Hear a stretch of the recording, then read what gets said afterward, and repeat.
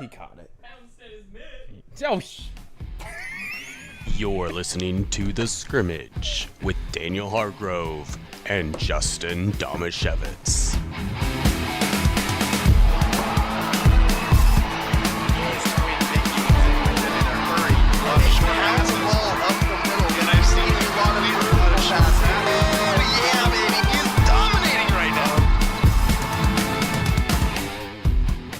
All right, so in Avatar: The Last Airbender, Yeah. favorite relationship between like two characters. Like mine might be Zuko and Uncle Iroh. That's Like- probably... I think that would be... Either that or the Katara-Aang relationship are probably the most popular answers. Yeah. I really love the tumultuous nature of the Zuko-Katara relationship. That's true. Did you know that there is a Zutara segment of fans who believe that Zuko and Katara should have ended up together, not Aang and Katara? I could see that. Yeah. Yeah, I could see that. Yeah. What about the relationship between Toph and... Oh, crap. I'm forgetting his name now. Which one? Katara's brother. Sokka? Yeah. That was always fun. I agree.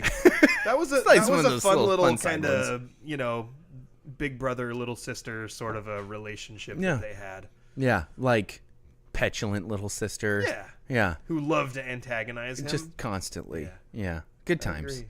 You know, you've done a lot of good things for me in my life, but introducing me to that show might be the best thing you've done. And you introduced me to Pacific Rim, I did. which That's is right. probably the greatest movie of all time. It's awesome. We just rewatched them, both of them. First one's better than the second one. Yeah, they're both good. The first one's better. You know what I saw a preview for the other day, just randomly pop up because we were like scrolling through movies trying to find another movie to watch, and Battleship popped up, and so we just let the preview play. Very Pacific Rim like. Really? I think you might like it. Like as I was watching the preview, I was like, this could have been like in the same universe. Really? Does that Like, one just- have giant robots fighting against demons also? It's more aliens using giant robots fighting against the American military Okay. before they got giant robots. Off the coast of Hawaii, like which that. also plays in for I you like as the well. sound of that. I think Yeah, when I so- think of Battleship, but I don't even know if I've ever seen a trailer for that movie. Yeah. But when I think of Battleship, I'm thinking of like straight up army movie. Yeah. But it's fun. except It's one of my- It was the board game. Yeah. It was the tie-in. Yes. That was. Which is funny. It's one of my dad's favorite Richie, movies. my guy. Richie says Yeah. Pacific Rim is amazing. Yeah, it's so I good. logged into one of his accounts. Not sure which one that is. If it's his regular one or his burner. Or his burner's burner. His mobile or his home. I wonder if he's got a work one somewhere where it's just going to be like just the title of what he does. Probably, I don't know. When I think of a job that he would do, it'd have to be something with speed related. Yeah. So like director of... Fast.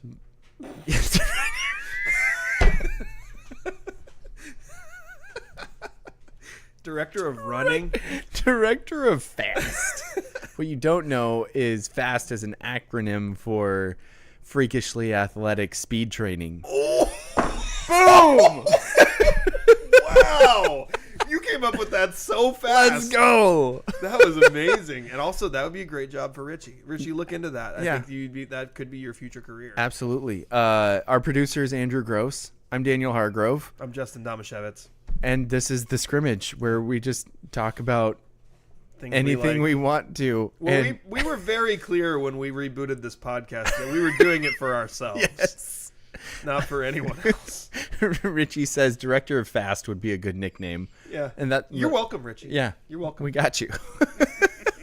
Thank you to our sponsors, the Law Office of Jeffrey A. Domashevitz and the Spivey Realty Group. Much appreciated. Thank you again so much for making what we do possible to highlight young athletes, especially like Richie, who we're going to talk about, I'm assuming, because state track was this week. Yeah. So, he might come up. dude, maybe. Yeah, Maybe. it's possible. Anyway, I think we should. Our last show was titled Richie Do It at Districts. Yeah, and now did. and He then did it state at happened. Districts. Yeah, he did it at We districts. really should just snub him again. He could be the Chloe Kennedy snub of the year Yeah, award winner. the Trace Ridgway snub of the year. We've had lots. Isaiah, Pierce. yeah, Pierce. Yep. Yeah. We've had lots of kids who are What- deserving all the time, and we just don't give it to them. It's true. We're terrible people. I still have yet to find a fun way to intro this next segment. So, next segment. Is that because it's negative? We're just going to neg them? Let's round it up locally. Local sports. Maybe we should change the name of it. Definitely Maybe it's a bad workshop it name. Live. That's good radio, right? When you just workshop stuff as you're doing it. What would it be if it's not the local sports roundup? Local sports wrap up? It's a wrap up, wrap up. Ooh, Ooh, we could work with that. okay. Maybe So then The you have local to s- you have to wrap the whole thing. the local sports report. No. We'll make it the wrap up. I will beatbox and you rap the whole thing. While you may be a better beatboxer than I am, I'm guessing you're a better rapper than I. Like you're the level of difference because I've heard you rap before. Like the separation would be better for you to rap and me beatbox Yeah. than for you to beatbox and me to beatbox. The thing is, I think there might be an age cutoff to rap publicly, and I might be past it, but you might still be. not Dude, quite remember there. when they brought all those old farts out at the Super Bowl recently? Yeah, They're older than you. that was my favorite Super Bowl It halftime was show. awesome. Yes. All right. Local sports roundup. Yeehaw. Roundup. Several local softball players participated in the senior showcase at Centralia College on Thursday. Local participants included Aberdeen's Lily Camp, Scotland LeCompte, The architect. Abby Manio, the Maniac. Wow. That would have been a great nickname for her. Why did I just come up with that? And Zoe Vesey, Montesano's Allie Parkin, Elma's Mia Monroe, and Jasmine Kish. Hoke Williams, Nadine Stewart, and Jordan Billy, PWV's Addison Merkel and Brooklyn King, and RSB's Berkeley Morley and Tressa McMullen. In other news, Hoke Williams' Renasia Burtonshaw and Elma's Richie Guadarrama are fast. Really fast. Real fast. They make fast people look not fast. And I think actually that's about all we have in local sports this week. Nothing. That's it. That's Wait, the local really? sports roundup. What about Henry Well, Nelson? I mean, He's also really we fast. didn't have. That's true. He should have been included in that. But didn't he take second? He took second. Because somebody did what I always thought track people should do. Lunge. Dive. Does that actually make you faster? Apparently it did in this situation. Yeah, I don't know. I didn't see a video. I was talking to my son about this because he did track. Right. I've always been told with everything, it's faster to just run through. Yeah. And yet, I see videos pop up every now and then of somebody diving at the finish line and they win because of it. Like they're behind somebody and then they win. And so I'm like, how can you tell me? Because every time they're like, oh, scientifically, they've done tests. And then I'm like, yeah, but I've seen it in real life. Scientists are dumb. We learned that in Also- 2020. Also, that's the kind of thing that is almost impossible to test scientifically. So if somebody Yes. says, "Oh yeah, we tested it scientifically," the correct response is, How? "No, you didn't," Yeah. Yes. because you could test that for one person. Right. You That's a could good be point. like, "Hey, this guy, he gathers too much when he dives. He can't it's faster for him." But you can't, without testing every single person, you can't say, "Oh, this is the fastest way for everyone to finish." That's a good point. Well, so one thing that I didn't know, and maybe you did know this, it only counts when your chest crosses the finish line. So if you dive, it's not your hands or your head. I Those did don't not count. know it's that. It's not until your chest crosses. So you could think you were going to be faster by diving, but the first part of your body is not Are the they thing that makes you hand win. timing? No, they have lasers. They have but if lasers. I mean, I'm assuming that if it goes to like a photo finish or whatever, they'd be able Well, to tell the difference. I'm watching all I I'm googled. just I just saying- googled dive track win, Yeah. and in the Olympics 8 years ago, it says Miller dives over the finish line for the 400-meter gold, and I'm like, Does he? if you're winning, is winning by a It's also dive, dangerous. why aren't you doing that just to try and PR? Oh, I bet it's dangerous. You're Peyton- landing on a freaking track. Peyton told me that somebody this year at track dove over the finish line and broke their wrist. Ouch. Yeah. I don't I- know if it's the guy who dove over to beat Henry Nelson or not. Richie says that he got beaten 100 by the guy leaning in at the end. Yeah. So I guess that's like leaning further Well, forward. Yeah, I could see that. You know That's what? a little bit more. Okay, so here's the end of this Richie, random have video. you tried just being faster? Like, All right, so I'm watching the end of this random just video that I pulled up. As I said, I just Googled dive wind track. And Riveting radio. and this girl dives at the end and she wins. Possibly because she dives. They're kind of neck and neck, but I don't know. well, so it's when your neck crosses. I don't know. So you said it's when the chest crosses That's here. what Peyton told me. I don't know. He's wrong about a lot of stuff. So here, look at this. Yeah. Girl, real neck and neck 400 race, and then she just flops over the I edge. think she got faster by diving though. Didn't because she was right with the other. She was girl. right with the other person. It But she was almost right looked- She looked like she fell. Maybe it's It's people that are literally So- putting so much out that they Can't take another they step. Literally can't take another step. so they just kind of put all of it into Well, the So it'd be, second like, to the last step. Most efficient. I mean, Yeah. you notice a lot of times, like, oops, I dropped my phone. When sprinters run across the finish line, they kind of like Do the little lunge with the chest. Yeah. Yeah.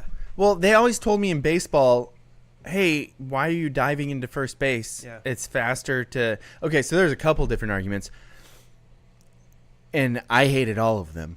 Of course. But somebody said that it's faster to just keep sprinting when you're going by first base than to dive. Yeah. You know, if you're just trying to beat the force out. That's what I was taught my whole life. I was taught that my whole life. Yeah. But my response to that, you know, when I got tired of arguing with him, my response to that was yes.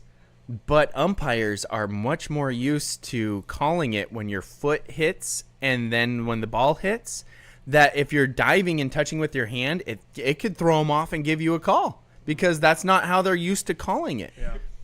So really sounded my like you said butt concern- umpires, and I was like, Butt what is a umpires. butt umpire? Yeah, I think They're we all butt know. umpires.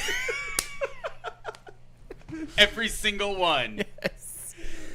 Daniel, my pushback to that would be, why do you think that if you do something like that, the umpire would give you the call and not just Sometimes they didn't. not give you the call because they're like, oh, it was close and he was doing weird stuff. That could have happened. But here, let's put it this way, Andrew. If I was pretty certain I was going to be out, but thought it was going to be pretty close, I would dive. But that's What percentage of time were you safe? 50. But that's why we call it a Hargrove dive. Scientifically, that makes it very difficult to come Right. to a conclusion. Now, the thing that I definitely didn't agree with were the people who was like, oh, it's faster to slide feet first than dive head forward. And I was like, well, the greatest base stealer of all time was Ricky Henderson, and he dove every time. So I I'm do going to go think- with what he says. And also, you're not sliding head first, you're diving. If you're like sliding head first, yeah, I can see that. But you gotta be like 3 feet above the ground. That's- full on Supermaning, man. Like this is That's- not like yeah. I'm kind of getting down and diving and trying to work my hand in. That's like the way I This did is it. why this is why it's something that is, if not impossible, very, very difficult to have a scientifically sound answer for everyone. Because what you just said, if someone is sprinting and then is capable of going from a full sprint to a flat out dive, yeah, that's almost certainly going to be faster than someone running through. But that's also a lot harder. it's than not running easy. Yeah, through. it's really hard. And if you do yeah, it wrong, it'll slow you down. yeah, and So- you might absolutely. die. Possibly. It's possible. But I gotta say, especially now that home plate rules, like you can't block the plate. Yeah. That's gonna come up later. Dude, if you can't block the plate, then no way. Dude, Cal Raleigh just hit another home run. The guy's unstoppable. Is that 23? Yeah. Is he still in the lead? I assume they're going to say if he's... Dude, that's nuts. He's also on. He broke the record for most home runs by a catcher before the end of May. Yeah. And he just keeps And hitting he keeps nukes. hitting more. He's on pace insane. for like 60 dingers. Yesterday, he was tied with Shohei Ohtani in Major League Baseball with Yeah. 22, I think. Yeah. Who's That's that? nuts. And the president of the Baseball Writers Association of America tweeted out that Judge hit a big home run and was now one behind Ohtani. Francis, if you're watching, That's why Mariano Rivera is the only lone dude, because it was proven that was the guy who didn't vote for Ken Griffey Jr.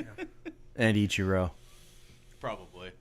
So we didn't have we didn't have a show last week. No, we didn't. But not much happened in local sports that week that we took off. It wasn't like there was, state softball or anything like that.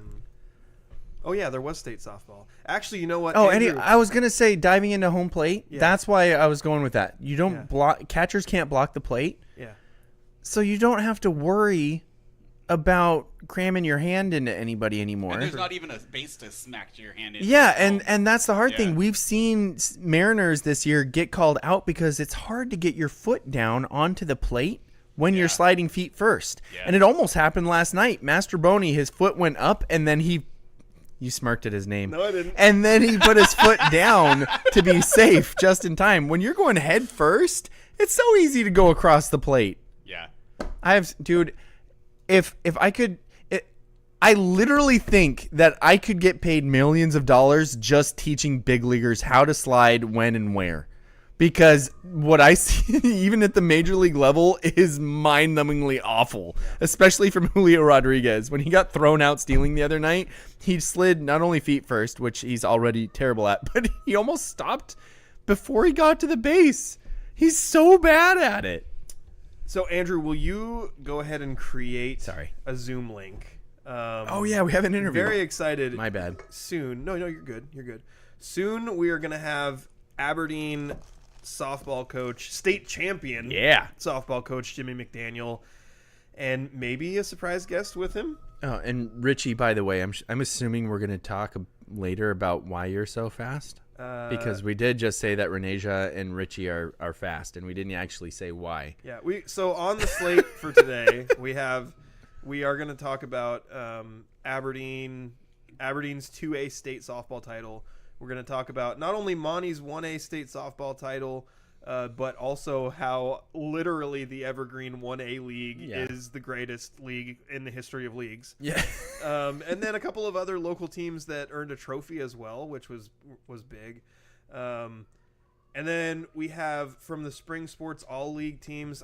It's probably going to end up being disappointing to people. I don't have all of them, but I got a bunch listed that I want to make sure we shout out these kids and talk about them a little bit. And we have state track to go over. I think at the very least we're going to talk about who won titles, but we're going to also try to touch on everyone who got on a podium if we can manage to sort through the results live, which is difficult. Yeah, I just did not have time to go through them this week. And then we're going to have to name a Spivey Athlete of the Week, but in hopefully about 5 minutes, we are going to have Jimmy McDaniel on with us, and Andrew's going to send me... I sent it. The link. Okay, perfect. And hopefully in about 5 minutes, we're going to have him, and hopefully a guest that would be exciting and fun, and we're going to talk about his team. Yep. He's helped us out in the show as well before previous years, sending stats and discussion topics and stuff going on as well. So we could say friend of the show, Coach Jimmy.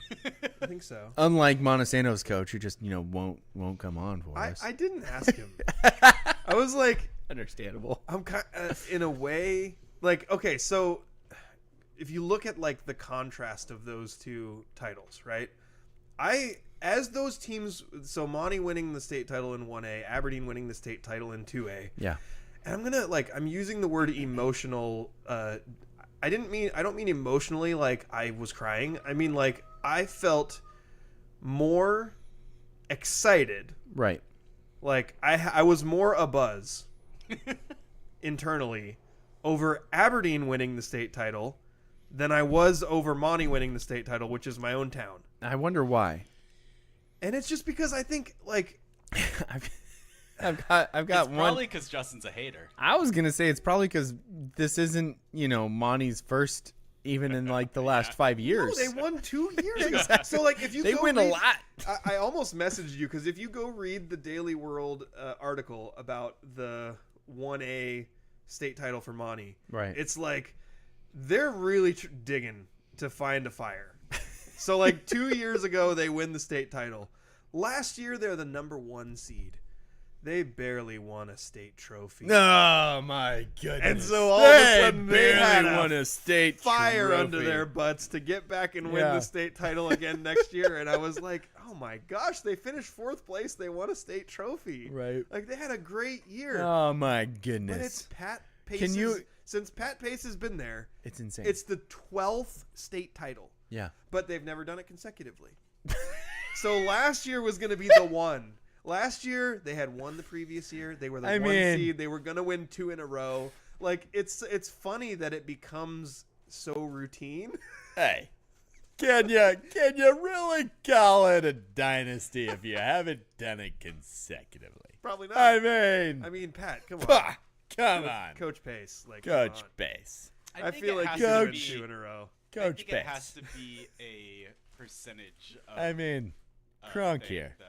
It's more than a. Are you really Because any good if you don't win 2 in a row? If you won every other year for a decade, that'd still be a dynasty. I think so. I mean, Yeah, of course it would. it would. Has Pat been the coach for like 30 20 years? 25? Well, they made it. Didn't they make it to 25 straight state tournaments? And Oh, then that's wild. a good broken. point. I Yeah. want to say he's at like maybe 27 or 28 That years, doesn't and they've won seem 12. fair. Yeah. So like, Dude, that's nuts. not quite half, but more than a third Dude. of the years that he coaches, they win the state title. He's got to be like the only coach that could compete with the All Reds for like dynasty levels. Like, that's it. By the way, suck it, Royal. Yeah. We used to have a guy from Royal who watched our show. Maybe he'll come back during football season. Maybe.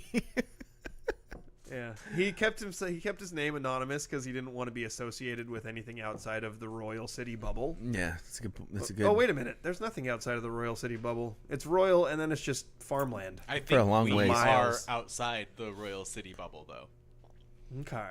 Okay. I think there's a lot outside the bubble. Yeah. You just have to go a far way to get to It's it. a very thick bubble.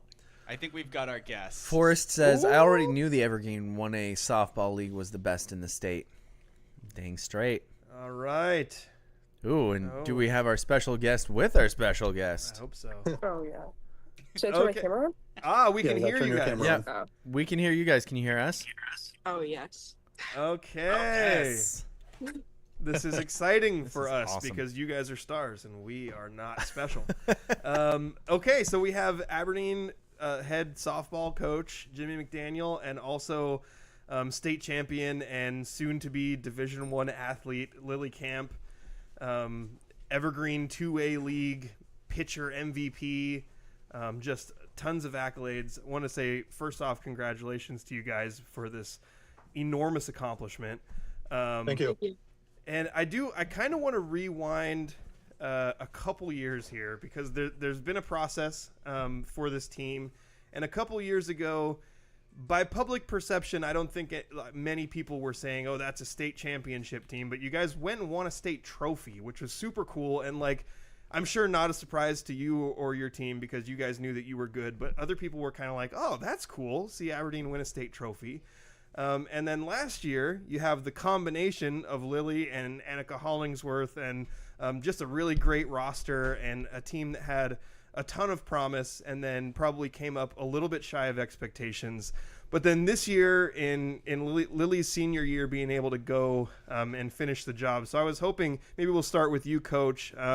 Just kind of describe for us what the journey's been like over the last few years to get to this point. It's always been a process in the making. We've always expected to make it there, and once you get there, I think it for me, and I'm sure I speak for the girls, it kind of turned into an addiction.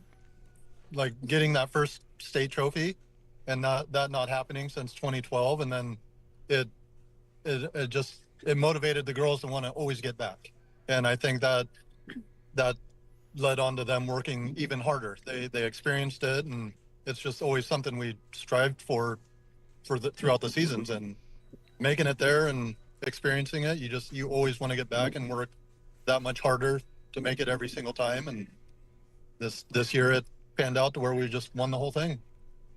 And Lily, what this journey has not just been the last few years of high school for you, but really building throughout all of youth sports, coming up through it.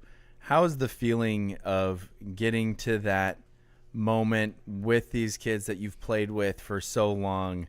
How do you describe just the emotions going into that championship game with these girls who you've played with for so long? It was very emotional knowing that we actually made it this year, because this is what we've been fighting for 4 years. We didn't make it out of districts my freshman year.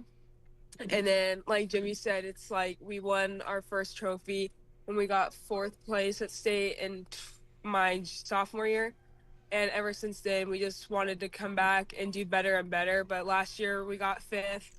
And this year I didn't really expect to win the championship at all, but I didn't expect it at all. I was ready for it. Of course, I would have done everything I could to do it, but it was just surprising, I guess, like shocking that we actually made it there and worked all together as a team. And I'm glad that we made it there.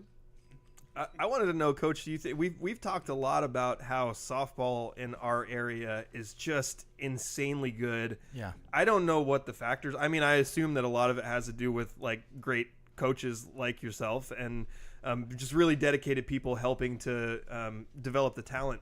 But do you feel like you guys had an advantage going into this state tournament because not just Evergreen 2A League, but also just District 4 in general? You guys face so much competition going into it. I think so. The thing we always told the girls leading into districts and even at the state tournament was we've been there, and I believe the pressure was on the other teams that had to face us. There was more pressure on the other teams because they're the ones that have to knock us off. Other teams worry about us at this point now. Like 3 years into this, the other teams worry about us. We don't have to worry about anybody because we have that much confidence in the girls. They have confidence in themselves, and the pressure's on them. We have no pressure, and we can play through anything, and we proved it. And it was just, that was always our mindset. Just the pressure is always on the other team, wanting to knock us off, and people don't expect us to do as well as we did. And we started shocking everybody 3 years ago, and we just rolled with it that way. The pressure was on the other teams. Do you think that some of the success of the area comes from just everybody having to play for everybody too? Like not just the 2A league, but I mean, in Grace Harbor in general. I mean, you got Montesano perennial power, Elma pops up into state, Hoquiam pops up into state, Aberdeen's at state. I mean, it seems like growing up as little kids, you're facing tough competition from the start. Yeah, year round, and Monty's a huge part of that too. Monty, I mean, they've always had a strong program. Pace runs his program with all the young kids also. Like, he's always building his program, and that gives us competition to face as these kids are growing up, and the community and everything with which these kids all play in. They all grow up playing and competing against each other, and I think that pushes each other to want to better them than the other person, and it's always competitive and fun. And I think that really helped especially in our area, kids competing with each other and continuing to grow, and they take their talents into high school, and just, yeah. And then we, like you said, like our area, the EVCO 2A league, and then even with 1A all being in Grace Harbor, we have the strongest districts, regardless if it's 1A, 2A. District 4 is hands down probably the strongest district in the state. Absolutely.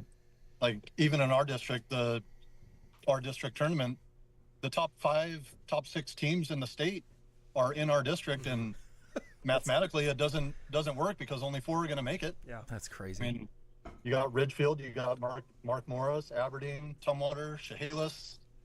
Somebody's not going to make it, and it's a tough league, very tough league. So we'll give you guys, in a minute, we'll give you guys a chance to shout out some of the other players on the team. Both of you, I'd love to hear your thoughts on who else on the team is really important. We know some names. We've talked about them a little bit, but give you guys a chance to be a little bit more specific about it. But Lily, I wanted to ask you about your college decision a little bit. You're going to Grand Canyon, right? Grand Canyon University? Okay. Yes. So I wanted to know just I think it's valuable for other kids who are doing college recruiting. Like, what was the process like for you, and how did you arrive at that decision to choose Grand Canyon?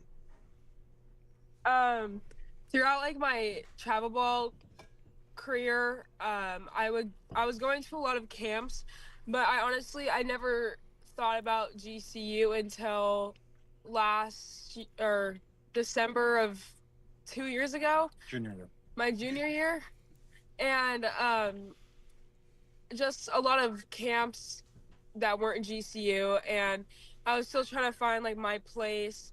And my one of my travel coaches, he wanted me to go on this call with the GCU head coach Shannon Hayes, and so I called him, and then he wanted me to come out for a camp, and I went to the camp, and then right after the camp, during a tournament, he like offered me, but I wasn't gonna take it right then because I did not know anything about the school. All I knew was that they beat UCLA and knocked them out, and that's all I knew. That's all I knew. They knocked them out of the regionals like 2 years ago, but I did more research, of course, and then I went on a visit. I committed, and then I went on my visit, but I got to see the campus there during my camp, and it was just amazing. And I am so glad that I found a school with those coaches that can make it feel like my home away from home. That's something that I really look for, and they put in a lot of effort to try and talk to me. They go to almost all of my my travel games, like in California, and they really talked to me a lot, and that meant a lot to me. So yeah. Did you have any other coaches reach out and send you some offers that you had to maybe feel bad about not going with because you liked them too? And you don't have to name any names. I'm just as someone who had one walk-on offer to only the local community college. This whole process is so fascinating to me. Yeah, I did have some. That makes sense. Yeah, understandable. As someone who had no offers to play any sports in college, I want to kind of shift a little bit towards talking about the rest of your team. And I mean, Lily, obviously, strikeout machine. What you did in the state tournament was phenomenal across Insane. all 4 games, only allowing 1 unearned run. I think we had 53 strikeouts, I think was the total across the 4 games. So again, congratulations. Incredible performance, incredible way to cap your high school career. I wanted to talk about your catcher a little bit because I was told, when you have a pitcher who's so great, sometimes in softball, it's difficult to find someone who can catch them. Not only necessarily because of speed, but also because of movement. So tell us a little bit about Alyssa Yakovich, the relationship there, and what makes her special as a catcher.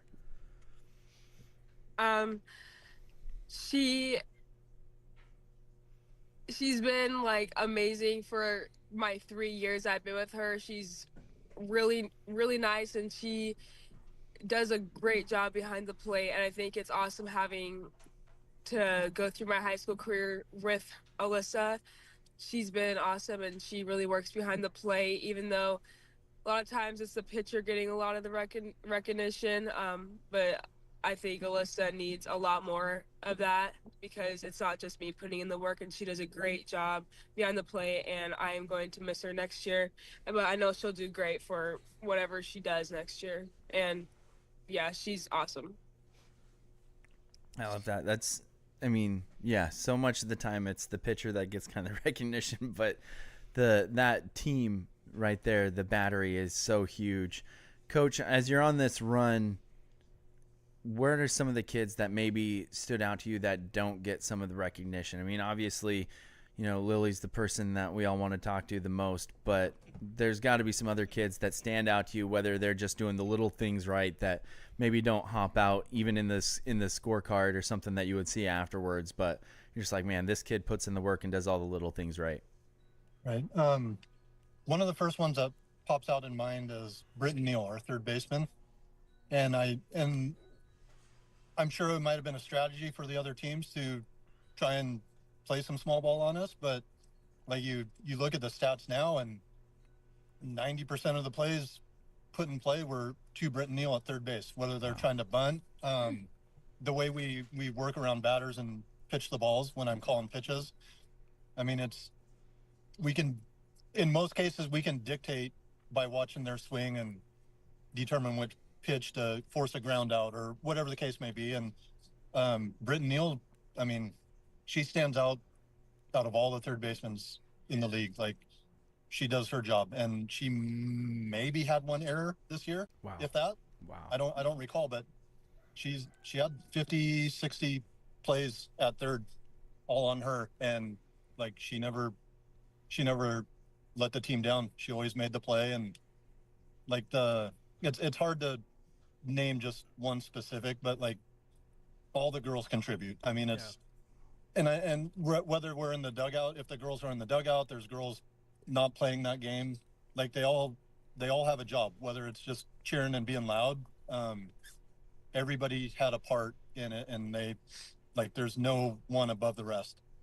They're all equals. They all do their part, and it all contributed to the team's success. So I don't know if that answers your question. That's a hard question because I love the fact I love that we asked you for an X factor. You went straight to defense on the corner infield. And I was like, oh man, I can't tell you how happy that makes me. I want to make sure that we are, for the listeners, Jimmy and Lily are literally in between games at a tournament right now. They're giving us a little bit of time, so I want to make sure we're respectful of it. But before we go, I wanted you guys. I'm not pushing this game. Okay, cool. All right, so I wanted to make sure we get. I want to kind of tap into the expertise and the success that you guys have had, and if you're thinking about coaches and athletes in our area who might strive to achieve the level that you guys have, like I want to, like 2A is tough. 2A softball is hard, and I think this is the first Aberdeen team sports state title since the 80s. Like it's been a really long time. Wow. Because 2A is brutal. Yep. Like I want to make sure that the accomplishment that your team achieved is placed on the pedestal that it belongs, because it is absolutely a tremendous generational accomplishment. Mm-hmm. So for people who are striving to accomplish something like that, maybe Coach, we can start with you. What's kind of your philosophy? Like what advice would you give to other coaches, whether they're in like the youth ranks or like, coaches who are aspiring to achieve at a high level? I think for me, it would be with the youth. I mean, it starts at the youth, and Lily's a perfect example of that. We started pitching when she was just out of 5th grade, and the work ethic that she had to always want to get to where she is now. I mean, starting with the youth and building a rapport with the youth in your community or your city. I mean, I think that's where it starts. And if you can build a good rapport with them, and even if you're not with them every summer, like be around, get with the other coaches in the like ours, we have AGSA, and that's our local rec area, our rec teams. Like build a rapport with those coaches, build a rapport with those players, and just we get our players, our high school players around them, working with them, whether we just do a pitching clinic, a hitting clinic, whatever the case may be, just involving the youth and giving them something to look forward to and moving forward when they become high schoolers. I mean, I think that's where it all starts, and that would be my suggestion to anybody getting into coaching, and just start with your youth programs and build a rapport with them, and just slowly build it from there. And once you build that rapport, I can walk around town and people know me. They know all of our assistant coaches. Our assistant coach, Kyle Scott, he had the AGSA program for years, and all these seniors played with him. They all played with him in AGSA, and they like that rapport that Kyle built with those players. I mean, it's top notch. Like he still to this day, even the graduated seniors, he still has a good rapport with them. They appreciate all the work that he did, and like I don't know. Yeah, I would say start with the youth and just build it with the youth and build your rapport, and just that's slowly going to make it easier and easier moving forward when they become high schoolers, and then you just continue to grow together. And Lily, kind of the same question, but what is something you would say to try and be an example?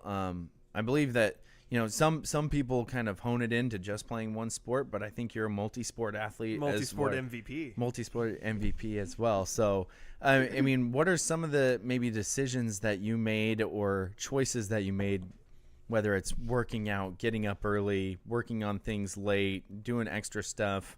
But it seems like there's got to be, as your coach mentioned, your work ethic. What are some of the things you think back to that you might want to tell the next kid coming up to try and do? One of the main things I think is don't consist your life around your sport.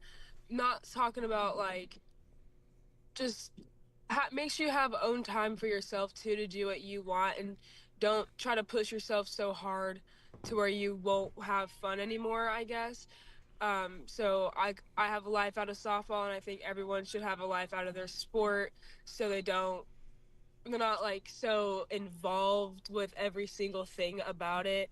But yeah, like working out and eating healthy as much as I can, and just doing what's best for you. Make like the main thing I think is just having a life out of your sport, because that's always important. That's awesome. Tough. You That's know what? really good advice for young people. That is really honestly. good advice, because Have a life outside of sports. Daniel, you could have benefited from that. I would have benefited. I would have benefited so much from that advice. My entire identity was sports. Yeah. And when my body broke down, it kind of wrecked me mentally. So that is an amazingly healthy perspective for you to have that already. And that's great advice, because you can also see kids burn out too, especially I feel like in baseball and fast pitch specifically. It feels like it's been growing more and more to the pressure to just focus on those sports specifically. And so to have that perspective, I think is very wise. And I just thank you for that advice to the next kids. That's awesome. Okay, last thing before we let you guys go, I want each of you to give us the one thing that we didn't do very much is talk like individually about some of the other players on this team. So I want each of you to give us one or two players from the team, and then like a sentence or two about what they do that helps the team a lot. Hey, Coach, I feel like you're probably more equipped to do this, and Lily can think about it for a second. So give us one or two other players from the team and what makes them special. I got mine. All right, so Lily, you want to go first? Lily Then? goes Go ahead. first. I first, like our first baseman Mason Jones. She's a freshman, and I think she did great this year, batting fifth in the lineup. She absolutely killed it. She also pitched a little bit, but she was great as a first baseman and great as a hitter too. And then Scotland as well. She got most of the balls hit to her if there was any going into the outfield. But she is a great person, and she's very positive, and I was really thankful for her this all 4 years. Awesome. This is a horrible position that I've put Coach Jimmy in love now, it. because he's got to figure out. You give me as many names as you want. Yeah, if you, want can to. I run just- down the order if you want do to. whatever. Do it however you want to. Yeah. We'll start with Audrey Gaddis. She's a sophomore. She batted number 9 for us, and she stands out because she just started learning to bat left-handed last year. Wow. And the ultimate goal was we're always trying to build a strong leadoff, and we in the past we've always had that slapper, that lefty, and we only got it. We don't have one now. Like since Eileen Scott left, and as good as she was, like Eileen Scott's irreplaceable, but Audrey Gaddis, like the work she's put in, just to learn to bunt and drag bunt and slap as a lefty last year. It slowly transitioned into where she was starting in the lineup this year, batting number 9, and then leading us right into the top of the lineup with Scotty and Britton. And she's always excited to learn. Cadence Broughton would be another one. Is as vocal as she is when she's in the dugout for the girls, she is always communicating to the team, to her teammates, and being there for them, and just she's the loudest one in there. She's starting chants. It's those little things like that that really help motivate a team and help us be loud. We always tell them loud teams win. That was something that was I talked to former coach Tomatich, and he brought that point up 3 years ago with me, and about how loud teams win, and I've stuck with it since. And like these girls know, loud teams win, and that's a huge focus in districts and at state, like as loud as we can, and we're always on them about it. But Cadence really put it to another level, as good as she was about cheering on her teammates. So those two right there. Yeah, perfect. I love it. And we're gonna later in the show too. We'll run through the all league honors. We're gonna just talk about them real quick later, so you don't have to worry about it if you missed anybody. It's okay. We'll try our best to cover it. I want to say thank you again so much. I know you guys are busy. You got a busy day. Appreciate you coming on. Congratulations again. I just want to make sure that it is spotlighted because the state title is absolutely incredible accomplishment. So congratulations to both of you, and best of luck going forward. Yeah, absolutely. Thanks, guys. Appreciate it. Thank you, guys. Wow. I'll see you. I love that. Yeah, that was great. That was awesome. That was Aberdeen softball coach Jimmy McDaniel and MVP pitcher state champion Lily Camp of Aberdeen, who is going to play her collegiate softball at Grand Canyon University. Thank you so much to both of them for joining us on the show today. That felt like a big get. Yeah, that was a fun conversation. That was really cool. I like that. Yeah. So what mature advice too. That was awesome. Yeah. Wow. So we have a little bit more softball to talk about. We have track to talk about. We are going to run through some of the spring sports all league mentions, and then we have to pick a Spivey Athlete of the Week. Not looking forward to it. And then later in the show, we'll talk about some other stuff. Because there's so much. There's so much good stuff. Before we do that, Do you have a legal situation and need someone on your side? Let the law office of Jeffrey A. Domashevitz be your advocate. If you've been the victim of medical malpractice, suffered a personal injury, or need representation with real estate law, small business law, or estate planning, let Jeff Domashevitz put his 29 years of experience to work for you. Call Jeff Domashevitz today at 360-612-3991 or visit domashevitzlaw.com. That's DAMASIEWICZLAW.com. And we're back here on the scrimmage. So much good stuff to get to. The reason why I said I'm not looking forward to it, not because then I said so much good stuff, and you're like, okay, why would he not be looking forward to so much good stuff? I don't know. Daniel doesn't like making hard choices. Exactly. Choices suck. And I don't like disappointing people. people. At all the restaurants. Yes. I also hate disappointing people. Oh yeah.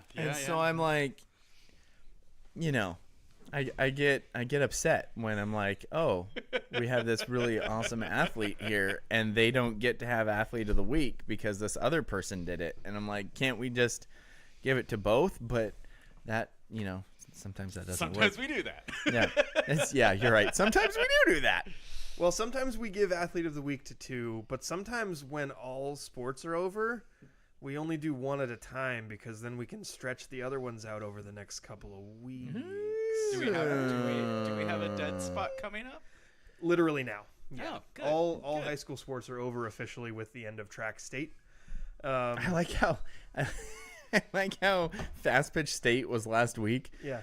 And Jimmy and Lily are just, Playing softball. the next weekend. Yeah. Like, I'm sure the parents are like, sweet, we just did state. Yeah.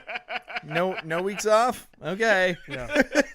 Yeah. So I appreciate how Daniel's perspective has shifted so that now. Oh, yeah, I'm an old man now. Well, Now I'm I like, wasn't oh, they're even playing saying- too much No, sports. I wasn't even saying that. I was just saying that you hear that and your immediate response is, I bet the parents love it. Yes. Good call. Okay, so we have covered extensively now Aberdeen's state title in softball. Again, I want to make sure that it's adequately covered because of what a You didn't tremendous ask accomplishment. where It's we could crazy. get t-shirts. It's crazy. Oh, we need T-shirts. We do. I'll text Coach Jimmy about it and ask him if we can get one for our producer. Because I've gotten a Costa t-shirt And I Yeah. darn stinking need an Aberdeen Yeah. state champs t-shirt. We need that. Speaking of Acosta, another state trophy. Yep. Acosta softball finishes 4th place in the 1B tournament. PL Willapa Valley finished 4th place in the 2B tournament. We just had so many local teams doing great things this year. The 1A tournament we kind of touched on a little bit. Yeah, just nuts. It is really crazy. Yeah. Not only did Monty win the 1A state title, reigning athlete of the week, Allie Parkin was a huge part of that. Yep. As a catcher, hitting a home run and a triple, batting .571, I think is what it was. Stupid. Lex Stanfield, Dumb. by the way. Lex Also Stanfield, nuts. She got a WIAA Athlete of the Week award. She batted like .583. Holy smokes. I think scored something like 7 runs and Yeah. had a few stolen bases, had a tremendous tournament as Yep. well. And then the pitchers on that team, Grace Gooding and Violet Prince, both pitched excellent. They Yep. they basically split time. They spit time. They spit time. They're like, time? Spit on that. Grace started more games, but I think Violet ended up pitching more innings. Yeah. They both pitched excellent. Also, Violet hit a home run in the state tournament, which is really cool. And Grace batted .500. Jeez. In addition to being the starting pitcher for 2 of the games. There's just so many great contributors on that team. I was texting with Coach Pace afterwards, and I was like, man, he sent me all the stats. And I was like, it's so hard to pick somebody Yeah. to be the athlete of the week from this Monty team because they had like 7 girls who had huge contributions. Yeah. I ended up taking the stats from 4 of them and sending them to you guys and being like, what do you guys think? Because all 4 of these girls had a phenomenal tournament. And the escalator for me was Allie played catcher Yeah. the whole time. Yes. And I was like, yes, all of the stats are ludicrous, but she was the one who had to play catcher in Eastern Washington in the state tournament every game. Yeah. I was like, that's it for me. Well, and pitching's such a huge part of fast pitch. Mm-hmm. And I mean, it's in the name, fast pitch. And Grace Gooding, a junior, and Violet Prince, a freshman. Yeah. So Monty will be bringing back both of their really phenomenal pitchers. They're losing some seniors that are a big part of this program. There's going to have to be a lot of players to come up and fill those holes in the lineup. If anything, Justin, come on. If anything is a program, Monty softball is a program. It might be our only program. It might be. Yeah. I mean, Monty football also might be a program. Oh, come on. Overall, yes, but like overall, yes. Like Maybe continuously. Is it just because successful. it's locally? It's just because, like, you know what? Yeah, I think they got back to it with making it to the state semifinals. Got back to it. I should slap your face. No, I'm just kidding. The standard for program is high. Okay. So when you go several Understandable. years without winning a whole lot of state playoff games, you kind of get they didn't get demoted, but they were like on probation. On program probation. Oh, and program. they're back now. Programmation. danger. Gosh, I hope no Jensen's listen to this. I already don't think they like me very much. They just like your son. Everyone likes him. That doesn't count for anything. Uh-oh. Throw him out, Julio. Oh, he took an extra step. Gosh dang it. So Munoz just blew his second save in a row. the other thing I wanted to Dear mention Lord. about the 1A He's tournament. been Second or unhittable. third? No, he didn't. Oh, he didn't pitch last night. You mean the night before? Right. Daniel, Yeah, I know you yeah. like to completely ignore Elma Sorry. for some weird reason, but I wanted to mention What? Elma hater. Elma- Well-known No. Elma hater. Dude, well, Coming from Justin. that's Who fine. Elma hates. Elma softball. Like I was saying, Daniel, in our group chat, I was like, how would you feel being the 4th place team in a league that has 3 of the top 4 teams in the entire state? Like, Hoquiam softball was pretty good. You And know they what, played Justin? a combo district tournament with District 1, which also had Nooksack and Linden Christian in it. Nuxic. Nooksack. District 4 Linden was crazy. And Hoquiam was a pretty good softball team, but they couldn't get past all these other teams. And Yep. then to watch the 2 best teams in your league, Yep. Rochester and Monty, being the 2 teams that play for the state title, and the only reason Elma is out is because they had to play Monty in Yep. the semifinals. Yep. They beat everyone else they played. Justin, Except for until the 4th place game. Third place game. I have very key insight on what this feels like. Do you know why? Because my senior year of basketball, Yeah. we missed the playoffs by a smidge to River Ridge. By a hair's breadth. They were the 5th place team in the Evergreen 2A that year. They were the 5th place team. They took 3rd at state. I feel like I say breadth. The breadth 5th weird. place, Justin, Yeah.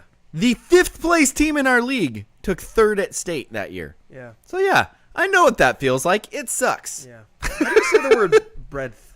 Breadth. Breadth? Breadth. Hair's, what, isn't it a hair's breadth? No, it's not a breath. It's a breadth. Like the. Oh, is it a like breadth? the width of a hair, like the breadth of it. Breadth. A hair's breadth. A hair's breadth? Andrew, how do you say that word? Breadth. Bread.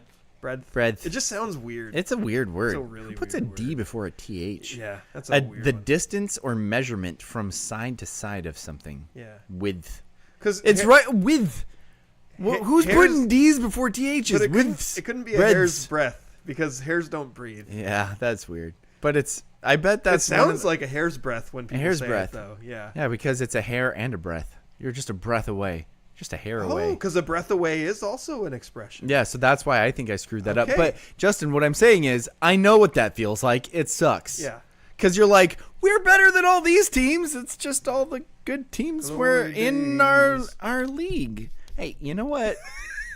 Just a little bit. That You know, was a good correlation, though. Like it did. that one actually made sense. Me throwing in my walk-on invite to the local community college during an interview. That one not so much. Throwing this out there, any journalists out there, don't do that. That was awkward and forced in so many levels, and then I was hoping you would go away, and Justin goes, "Let me highlight how dumb that was." As somebody with no invites, Justin, I appreciated that you did that because I was going, Dude. Andrew was gonna say as someone who played club rugby in college. as someone who played collegiate rugby without an invite. It was leaving my mouth, and I was like, "This is dumb." I was like, when you started saying that, You know, I yeah. looked directly at Lily because I was trying to see if she was gonna laugh at Did you. she She smirk? didn't. She didn't. She's too nice. No, she's too nice. She's too nice, dude. That was, you know how you feel when you like meet people in person and you say the most awkward stuff. Yeah. That's what I felt like right there. Okay. I was like, this is the worst. I should lean into it. That helps me a little bit actually. Yeah. That was awful. Because it's but you've just sort of accepted it as a Yep. part of who you are. That's who I am. But you don't like it. Yeah. Yeah. 100%. Okay. I'm the guy who makes everything about his old glory days. That's who I am. How would But you I like know to be you were- Hoke Women softball? Daniel? How would you like to be Hoke Women basketball back in 19 Diggity 2? The show needs a Brock Heward, and Justin obviously can't be the Brock Heward. Well, I don't want to be the Mike Salk either. Doesn't matter. Screw that guy. You're the Stacey Rost. Let's run through some track results. Yes, please. Because some Hopefully pretty cool Richie's things still here. happened. Yeah, I don't know. He could always listen back later. He's going to be the star of this track recap because Richie. Oh, Forrest, by the way, says two things. First of all, he says Richie Athlete of the Week, and then he says, when I watched Natchez Valley softball, I thought Hoquiam could have played with them, but they didn't get the chance to. Yep. So, anyway, now let's get to track. Yeah, because it wasn't awkward. Like, number 1, District 4 is really good. So then can number we- 2, they combine district tournaments with District 1. Which is also really good. It's like, what are you trying to do Well, I mean, here? 4 was better, but 1 was also really good. So, yeah. Yeah, take that up north. So Richie is going to be the first one to get. Oh, Richie's present or present. Richie gets the first shout out because the 100 and 200 meters are at the top of the results list, and Yes. Richie not only took second by a hair's breadth in the 100 meters with a time of 10.84, which I think in prelims 10-8? 10.84. Ooh, And in, whoa, in Richie. prelims, with a different wind condition, because the wind changed a lot throughout the course of Was this. this at Chelan? Yakima? Where's this at? Yakima? Yeah, Richie, where's this at? Wherever it I'm is. pretty sure it's Yakima. The wind was changing a lot. Wind. So from prelims to finals, It was really different. So this was a 10.84 with a negative 1.4 wind condition. Whoa! So he's running a 10.84 into the wind. Dude! When he had the wind at his back, I think he ran a 10.63. Richie. He lost My to... guy, that is... Put some wings on and fly, dude. Yeah. He lost to Jeshua Singletary of Jeez. Kings. Don't go too close. To Get the out of sun, here, Kings. 10.81. So he lost by 0.03 seconds to a guy who dove over the sideline or the finish line. Get out of here, Kings. But have no fear, because Richie in fact did win a state title, and did he beat that same guy? yes, he did. Did he point at him as he went across the...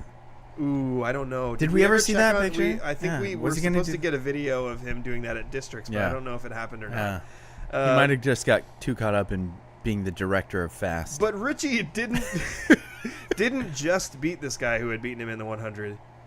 He broke the 1A No. record. I think probably the state meet record, the 1A state meet record in the 200 with a time of 21.38 seconds. Wow. So Richie's real fast. And I think, like, he's obviously really fast in both. I think the 200 is probably the stronger of his two races in general because... I couldn't or else I'd get disqualified. Oh. Hey, good call not succumbing to the pressures of morons on know a what, podcast. Richie, sometimes roll the dice. How likely is it that they would actually DQ you? You know? I don't know, anyway, man. The 200... I don't know, man. Officials be cray. Richie's a long strider, and I've watched him, not this year, but last year, just sometimes run past everyone Yeah. in the 200. So I think the 200 of the two is probably, and I guess provably now, his better. Although he was really neck and neck with this Singletary kid from Stupid Kings. Stupid Kings. On both of these races and got the better of him in the 200. So congratulations to Richie on your state title and also your second place finish. The other big news out of the 1A... He says couldn't risk it. Yeah, you know what? Understandable. Dude, don't risk it. Yeah. Don't listen to Daniel. What? He's over here trying to get you to do stuff you What? shouldn't do. You know, back in my... No, I'm just kidding. Back in 19-diggity-2, the other big news out of the 1A track meet was Renasia Burtonshaw. Yeah. In prelims, she ran an 11.96 Jeez. 100. That's nuts. It's a sub 12-1. Not, like, I went that's to bonkers. a fair amount of college track meets this past season. and And she would have very torched all few of them. girls were running sub 12. Dude. Like, there was a couple, but not very many. And those girls were all in college. Renasia's a freshman. Dude. She's a 9th grader. That is nuts. She That did is end up... absolutely bonkers. That was the prelim time, and that was with a positive wind condition. And in the finals, negative wind condition. Richie says she was flying. Yeah. That's just nuts, man. In the finals, though, Daniel, she did have a negative wind condition, so she only ran a 12.24. Oh my goodness! Only a 12.24. So Renasia, you only ran a 12.24. So she won the state title in the 100, and the crazy thing is, she beat second place by 0.38 seconds. Wait, More wait. than a third of a second. She beat second place in 1A in the Dude. entire state. we were freaking out, or I was freaking out and telling my wife, I was like, in her prelims, she beat other state competitors by a quarter of a second. She beat and them then by she did it more. more Yeah, in the in the finals. actual final, Yes. where it's the best of the best in the state. Yes. That's bonkers. And she's a freshman. Yes. She's real fast. Dude, she's so fast, we might have to start putting, like, accents on the word real. Like, she's real fast. She's real fast. She's I real. don't know. I don't like the sound. I don't like the way that sounds. Yeah, I don't like it either. We had some other She placers. deserves a nickname, too, though. We got the director of Fast, Richie. We'll have to come up with someone else. Hey, the Mariners just walked it I off. like the director of Fast. The director of Fast is awesome. Do you remember the acronym? Yeah, freakishly athletic speed training. Oh my gosh, that's so good. That's so good. Okay, so we had some other placers. Oliver Bryson from Hoquiam, took 4th in the 300-meter hurdles. Congratulations to Oliver. That is a big accomplishment.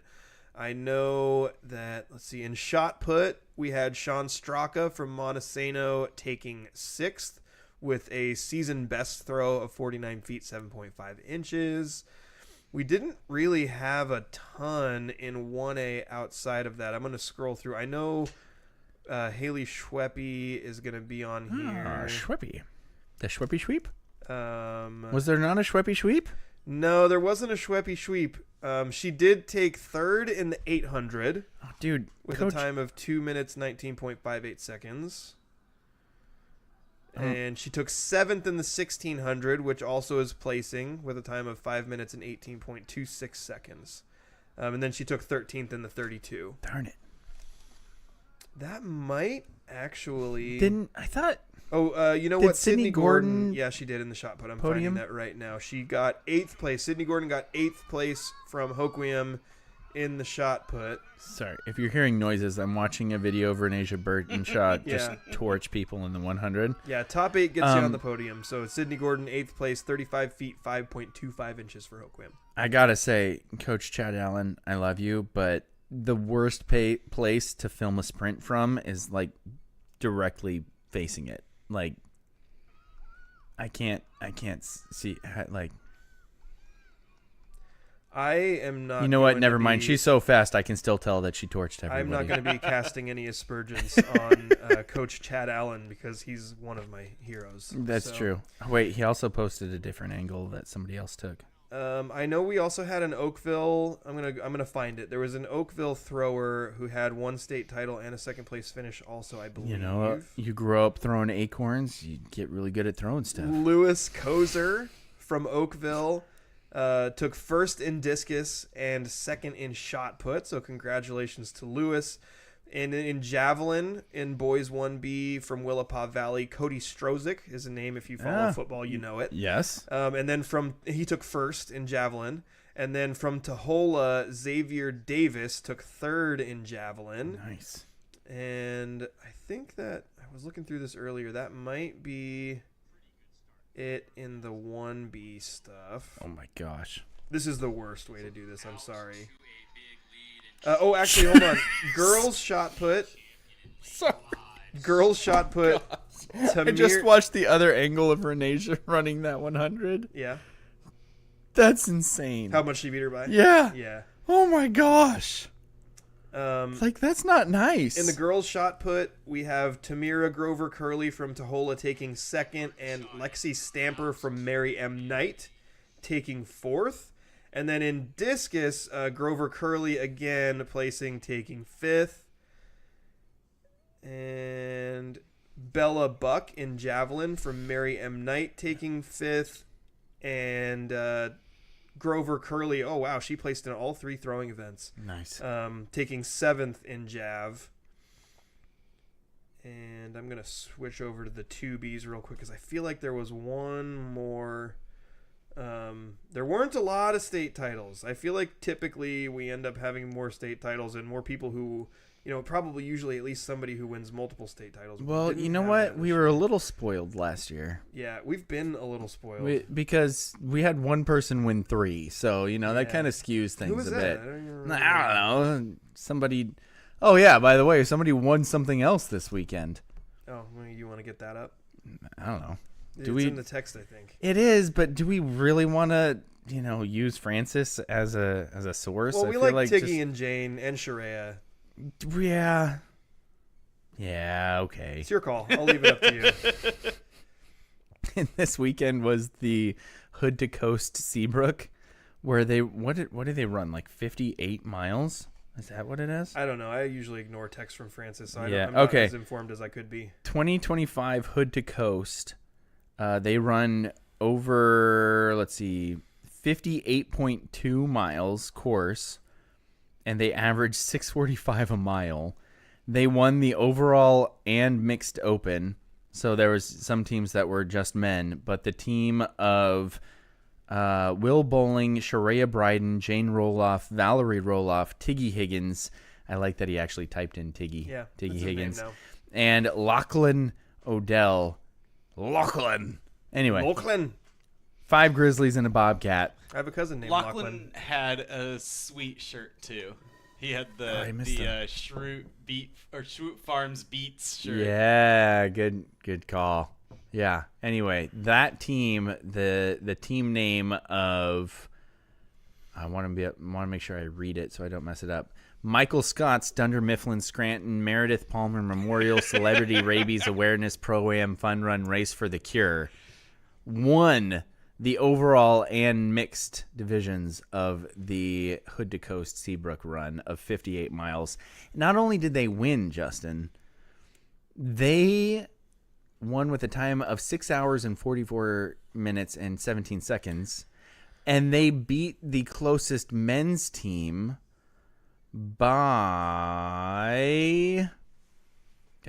by more than 7 minutes.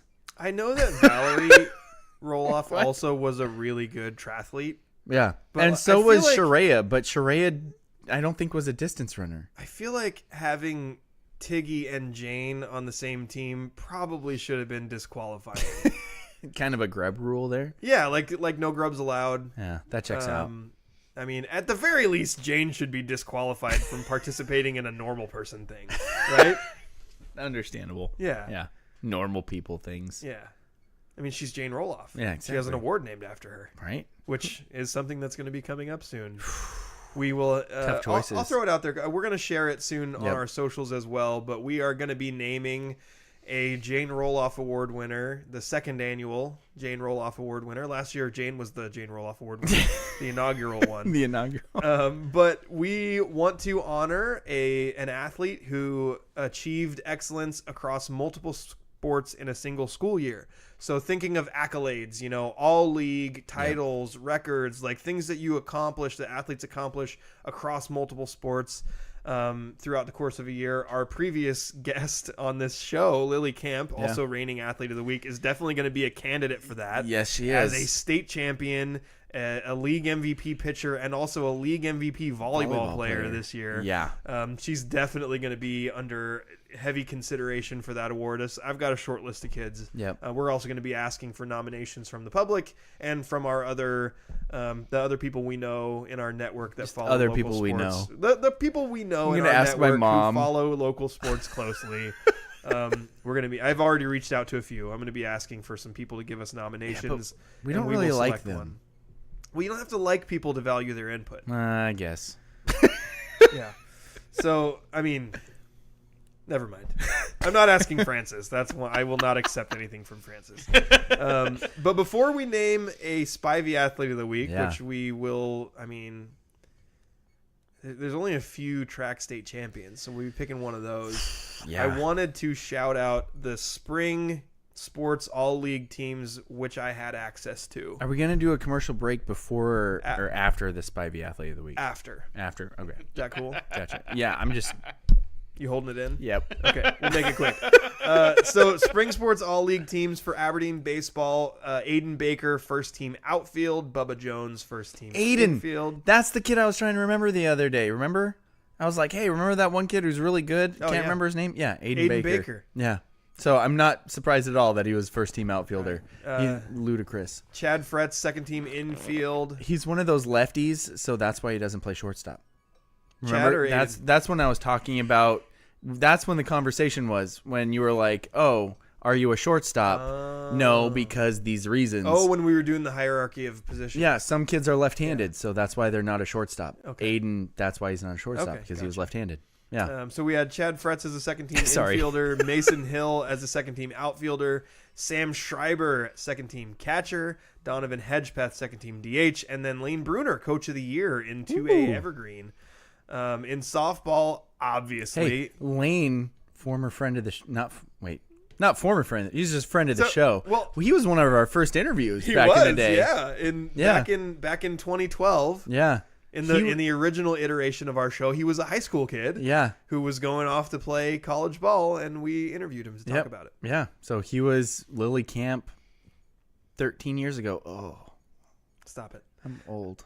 Obviously, from Aberdeen softball, Lily Camp Yep. was the MV pitcher, which I saw pitching MVP or pitcher of the year, but she was basically the MVP of pitching. Yeah. It's more. It's higher than a first team honor. Gotcha. It's one of the MVP awards. Gotcha. Then we had Britton Neal, who was a first team infielder. That was the third baseman that Coach Jimmy McDaniel mentioned. Yep. We have Scotland, the architect Lecomte, Yep. was a first team outfielder. Alyssa Yakovich, first team catcher. Mason Jones, second team infield. And Audrey Lily Gaddis mentioned Mason. Yep. And Audrey Gaddis was another one Yeah. that Coach McDaniel mentioned, Yep. honorable mention. And then Riley Hendrickson was an honorable mention. She hit a home run in the state title game. Nice. So that was a big one. Monty Baseball, even though we have a no grubs allowed rule, Colton Grubb was the offensive MVP of the 1A Evergreen League. Shocker. Colson Dude hit like Hendrickson- 457. Like when I was broadcasting that Monty playoff game, Yeah. his stats were nuts. Video game stats. Yeah. Like Bodie Polar level stats. Maybe better. Maybe better. Well, did he have as many hit by pitches as Bodie did? Because he No. got hit by a pitch like every game. Yeah, that's true. Colson Hendrickson was the MV pitcher of the 1A Evergreen Baseball League. Caden Grubb, first team pitcher. I mean, how awesome is that to have the MVP pitcher and then also the first team pitcher Yep. on the same team? Zach Timmons, a first team infielder. Tyson Perry, first team outfielder. Mason Fry, second team. And Dennis Churchill, honorable mention. Dude, all those kids made massive plays, by the way, in that. So last week I broadcasted a state baseball playoff game, by Yeah, the way. yeah. I broadcasted the first one that they played against. Oh, they played against Kings. Yeah. And every one of those kids you just mentioned made massive plays in that game. Dennis Churchill made one of the sickest catches. He was playing third base, made an over-the-shoulder catch out in foul territory, basically out in left field, but in foul territory, like diving over the shoulder catch. It was nuts. Dennis And is the if you only kn- senior in that group. Yeah. So all the other kids are going to Yep. be back unless they hit the transfer portal. Yeah. Which normally people don't from Monty. In but- high school. Yeah. Anyway, continue. Sorry. Every one of those names, I was like, oh, he did that. Oh, Yeah. he did that. Oh, he did that. Like Tyson Perry's diving catch to save the game at the end of it. Right. Just nuts. Anyway, Yeah. sorry. Good call on that, by the way. You Dude, guys did a really good job. Did you hear that? Yeah. That was, what a way to end the game. Yeah. Let's load the bases. It really felt like And the then- game was slipping away, too. Yeah. And then finish it with a diving catch in center Yeah. field. Okay. Sorry. Yeah, and then that was also like not only does it feel like the game is slipping away, but you bring in your best pitcher to close it out. Yeah. Oh. Yeah. It was awesome. Monty softball. So let's go through 1A Evergreen All League softball for our local teams. For Monty, Allie Parkin was the offensive MVP. Grace Shocker. Gooding, first team pitcher. Violet Prince, the other first team pitcher. They had to make two. Yeah, Lex Stanfield, first team infield. Liv What? Robinson, first team outfield. Ada Potts, honorable mention. And Addie Kersker, honorable mention. I think Liv, Ada, and Addie and Allie are all seniors. But Lex, I want to say, is a sophomore. Junior? Sophomore or junior. Grace is a junior, and Violet is a freshman. So they'll be bringing back some pretty solid talent here. Elma softball. Mia Monroe, first team. Ashlyn Weld, first team. Raylan Weld, first team. I think those Welds are twins. They have an older sister that played with them last year, Yep. maybe. Yep. And then Kira White and Chloe Donas, honorable mention. And then for Hoquiam, Lexi LaBounty, first team infield. Hallie Burgess, first team outfield. Avery Templar, honorable mention. And Maya Stansteifer, honorable mention. So we wanted to give shout outs and congratulations to all of these kids. Local baseball and softball was really strong this year. Yep.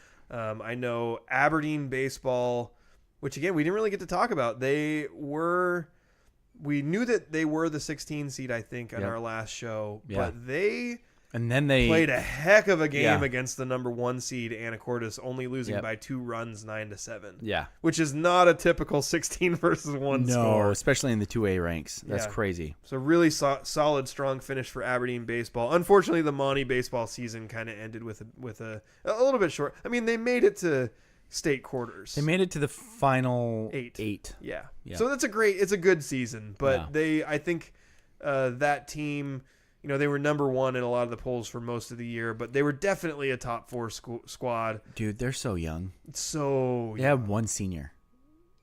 One. Yeah. Like, they'll be back. Yes.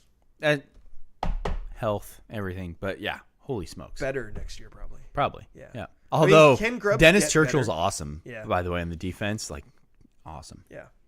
He was their 9 batter and he hit like 380. So Dude, they're going through their batting order, their he had stats. I was like, 380? it was something like that. Like, Nuts.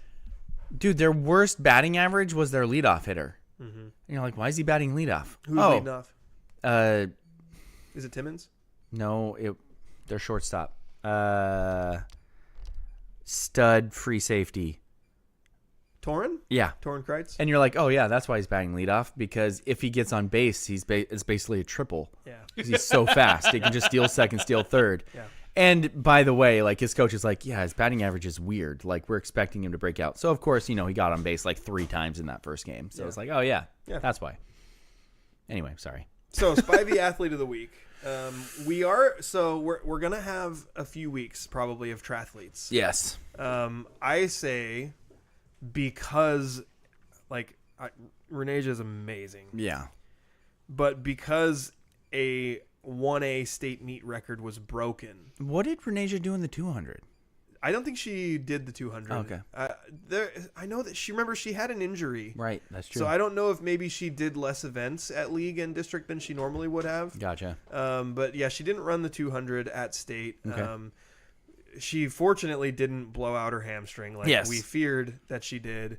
But she did have an injury that she was able to come back from. Yeah. And so I think, she probably would have won the 200 as well. Probably. But she did the 100. But I think because a 1A state meet record was broken, Yeah, I think this might finally be the week that we stop snubbing Richie. I think it might be. Yeah, we can't be like, do it at nationals, Richie. I mean, Jane Roloff would have just gone and become an All-American. Yeah. I think is Richie a junior? He's either a sophomore or a junior. Richie, are you a sophomore or a junior? Yeah. Anyway, Richie's got another year too, at least. So yeah, we would he definitely might be become seeing an him All-American next year. Yeah, who but we're knows? not going to make you wait. No, No, I think we go with it. Richie Grotto. Now I'm going to butcher his name. And just Richie. He's the director of FAST. The director of FAST. The director of FAST is our athlete of the week, our Spivey Realty Group athlete of the week. Forrest just commented and then quickly retracted it. I'm concerned. But anyway, the director of FAST, Richie. I'm not going to say his last name because I'm not confident in myself right now after all the mistakes I've made today. You are Spivey Athlete of the Week. Thank you again to the Spivey Realty Group for sponsoring this for us. Richie hopped on one of his burner accounts and says sophomore. So we've got 2 more years, Justin. I just love that it's a different name. Richie.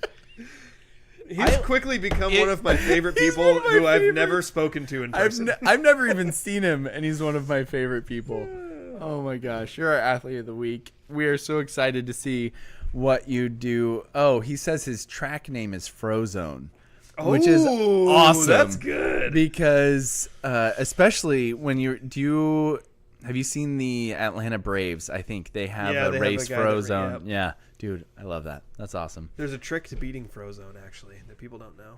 What? Do you trip him? No, because when you race Frozone in Atlanta, they give you a head start. Big head start. But it's not a head start by time. It's a head start by a distance that you cross. Yeah. So the trick is you have to run all the way around. Conserve your energy in the first part. Just kind of jog at the beginning. And then if you know what the spot is, then when you hit the spot, you just sprint like a maniac. So when he starts, that's when you need to start running. Yeah, because it doesn't matter how much time So you can passes. walk to the point where he starts. Exactly. And then sprint. Oh, If you start out sprinting, you're screwed. Yep. Oh, You wear yourself out. I you forgot conserve that energy. Yeah. I forgot that you both start at the same spot. Yep. So you walk. Or jog lightly, Yeah, and then you turn it on. Then you turn it on. That makes sense. Yeah. That's why I beat Frozone. Did you beat Frozone? I would be the guy that pulls the hammy trying to keep him from passing John me. Boy. Just tear it. Yep, you're right. Just go full John Boy. Forrest says Burton Shaw only did the 100 and long jump at the state meet. Yeah, I think it was because of the hamstring injury. Yeah. Anyway, congratulations, Richie. Just a sophomore. So he's got time to become that All-American, Justin. Man, as a sophomore, yeah. Yeah, as a sophomore, he broke the 1A state meet record. Jeez Louise, we've got some young, fast and now, kids. as a Does he play sophomore, any he other already sports? has 2 awesome nicknames: Frozone and the And director of Fast. Yes. Does he play any other sports? I don't know, Richie, do I you don't play think- other I sports? don't Is think he does. Oh, okay. So he's not aiming for a Jane Roloff award. Not at the moment. Well, I bet if Richie decided to play something else, he'd probably be good at it. yeah. So maybe now, with the inspiration of wanting to win the Jane Roloff Award, he will decide. Maybe he'll to play. start running cross country, and he'll just sprint for as long as he can, build up a big enough lead Which that is he can infinity. take, and then he'll take a nap. He'll sprint, take a nap, sprint, take a nap, Yeah. and then he'll win the cross country meets. I could see that. Yeah. Or he'll become like a really good running back or wide receiver or something. Ooh. I think Elma football coaches would probably be happy to have him. We have some other really disorganized, and I'm not exactly sure what we're going to talk about in the last period of our hockey show. But before we do that, let's take a quick commercial break. I was not ready.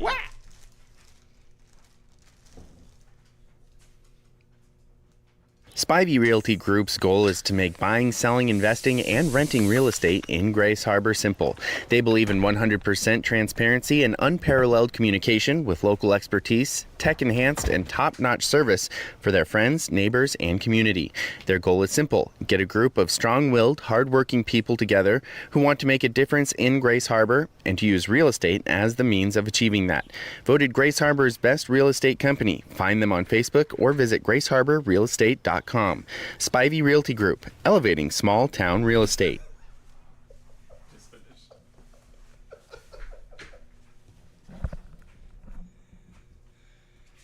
I made a big old mess. I don't know what just happened. I made a big old mess. Sorry to the sponsor. That was a bad job by me. I spilled a drink, and it is bad. And Hannah's going to be mad at me, but I'm going to blame Daniel.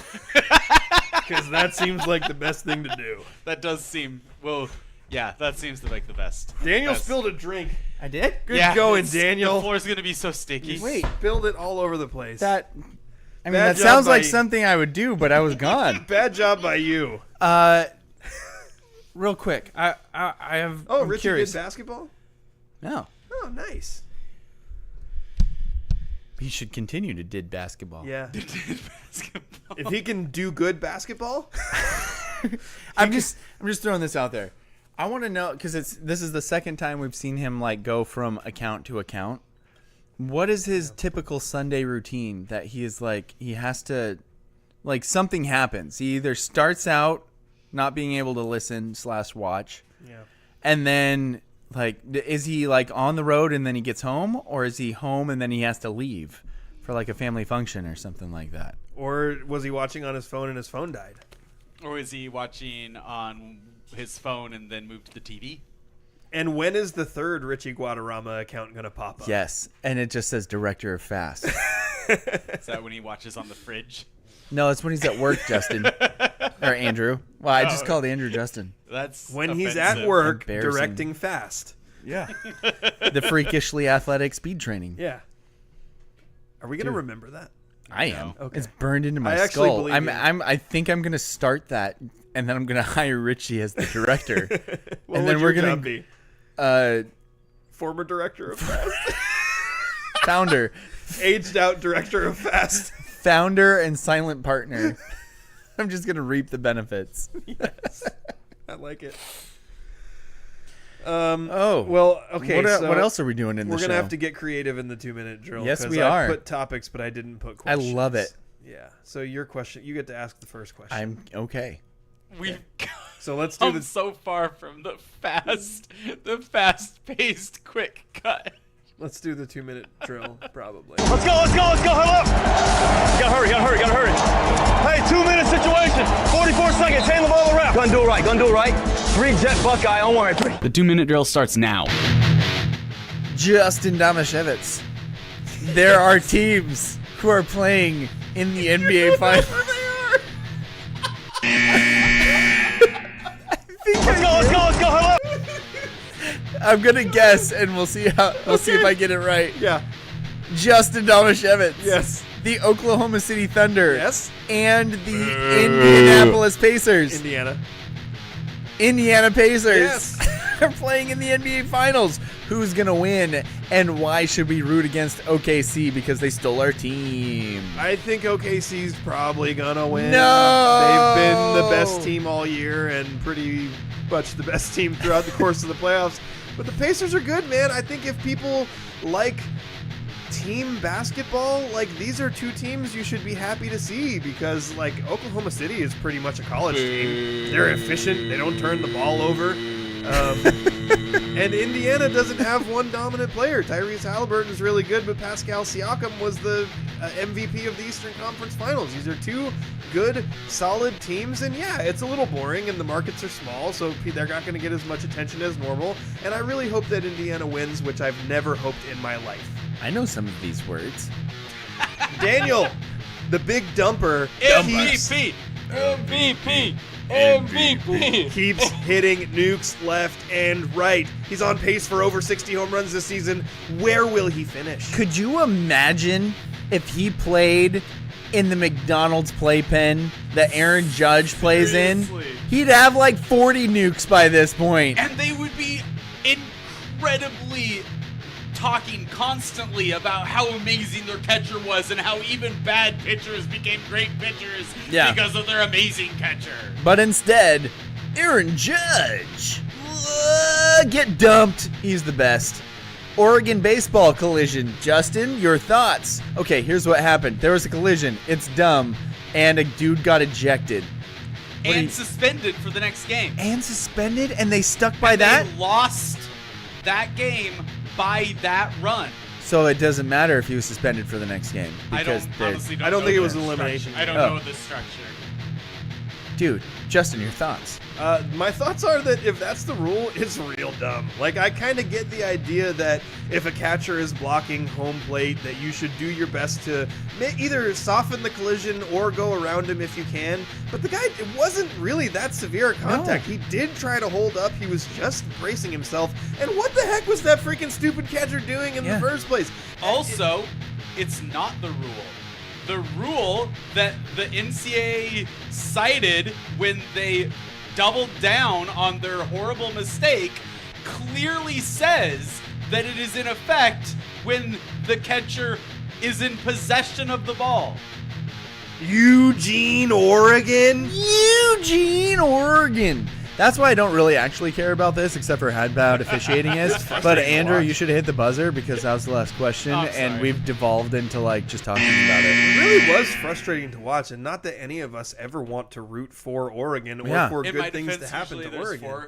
Questions and answers. So no, this time there were technically no questions. Without looking, I assumed there was another one. Nope, there was 3 questions, but since you answered that one too, it counted double. My bad. So I mean, you're welcome. Dude, how bad was that? And how bad is the NCAA like standing by it like, oh no, we got it right? Like, admit you're an idiot. If you haven't seen it and you're interested, so go bad. look up, type into Google like Oregon baseball catcher collision or something. It'll pop Google up right away. Justin. Wait, people Sorry, don't go use to Google? Alta Vista and look up Alta Vista? What is Oregon. My wife was using Yahoo the other day. I was like, what century are you from? Ask Jeeves. Google Oregon baseball catcher collision or something, and you'll see the video. The opposing catcher stands so far in front of the plate without the ball, tries to catch the ball, misses the ball. The Oregon guy coming home sort of tries to hold up, braces himself. The contact is pretty minor overall, but he does collide with him and knock him over. They not only call the guy out, and Oregon loses by the run, but he's ejected, and then he's suspended from the next game. They call him safe on the field. Right, overturned to, It was even worse. Yeah. They didn't call him out and then be like, oh, that was the call, so we're going to go with it. No, they then reviewed it, and they were like, oh, we're going to eject you because you hit somebody. And it was this. You sound like he Droopy Dog. starts to slide and realizes that if he slides, he's going to hit his face like right into this guy's junk. And goes, oh!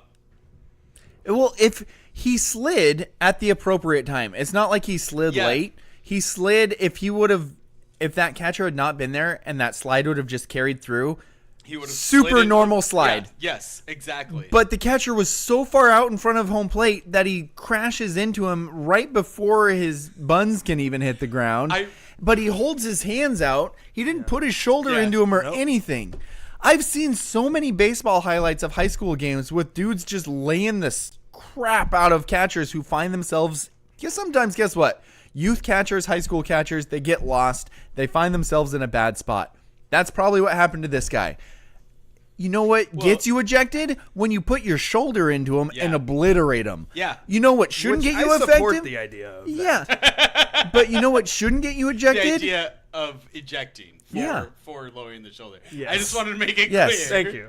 Appreciate it. On the other hand, good support producing. the idea of lowering your shoulder you and would. punishing a catcher that finds himself in the wrong place. But you want that to be in the rules, so at least Yes. the catcher should know that Yes. it might happen. Yes, absolutely. Right? Like, Yes. if you want everything to be built that way, then build it that My way. ideal rules say that if you're blocking the plate, You can get destroyed. Should be hurt. You should expect to be hit. Which is how it used yeah, to be. That's true. Now they've made it so they don't want that to happen, so you're not allowed to block the plate, so you don't get destroyed. This guy literally would have had to stop and take a 90-degree angle to the right and then try and dive back to home plate. And I'm sorry, but I've seen that call messed up too many times where they just call you out, and they're like, oh, why didn't you go to the plate? Oh, I don't know, maybe because there's a stupid catcher in the way, and I'm not allowed to hit him anymore. And the thing about the catcher too is ironically he probably should have set himself up further up the line because the ball dropped in front of him. Like if he would have been 2 steps, actually probably not up the line, but like into the field, he might have made that catch and been able to make a sweeping tag. Yes. If he was where he should have been, but he would was have set had the up out. in the baseline, and then when he missed it, he didn't try to get out of the way. He dropped. Like he lowered his body, putting bracing him for impact. more in the way. Yeah, bracing for impact. Absolutely. Right, which is understandable, Yeah. but not what he's supposed to do. Right. What he's supposed to do Is get out the way. Is like the correct thing under the rules for that catcher to do was I didn't catch it, fling himself back and out of the way. Yeah. Like I am now trying to get out of the way. Yep. I don't blame him for not doing that, but him not doing that catch the ball. underlines how much The one thing it's I a will bad say, call. I will say one thing against the Oregon guy. He's I mean, Oregon. I'll say 2 things. One, you chose your school. You made your bed. You went to Eugene, Oregon. You buttered your bread. Now sleep. Get out of here. The second thing is, if I'm tagging on a play home, I'm not running right down the middle of the base path. I'm aiming for the outside back of the plate as it is.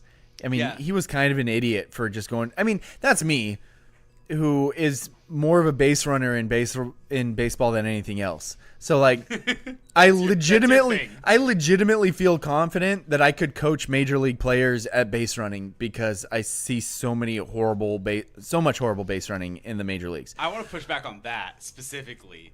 You think you could coach them because you know how to do it better than they're doing it, but the actual difficult part of coaching them is convincing them that they should do it your way. That's a good point. And But are they even trying to? So here's the thing. I think there's a lot of MLB coaches that know how to do it better, like you do.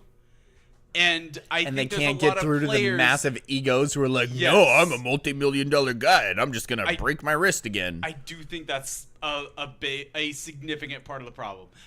I'm Right. not doubting that you would give them good advice, That's a good but point. I do think that Okay, fine.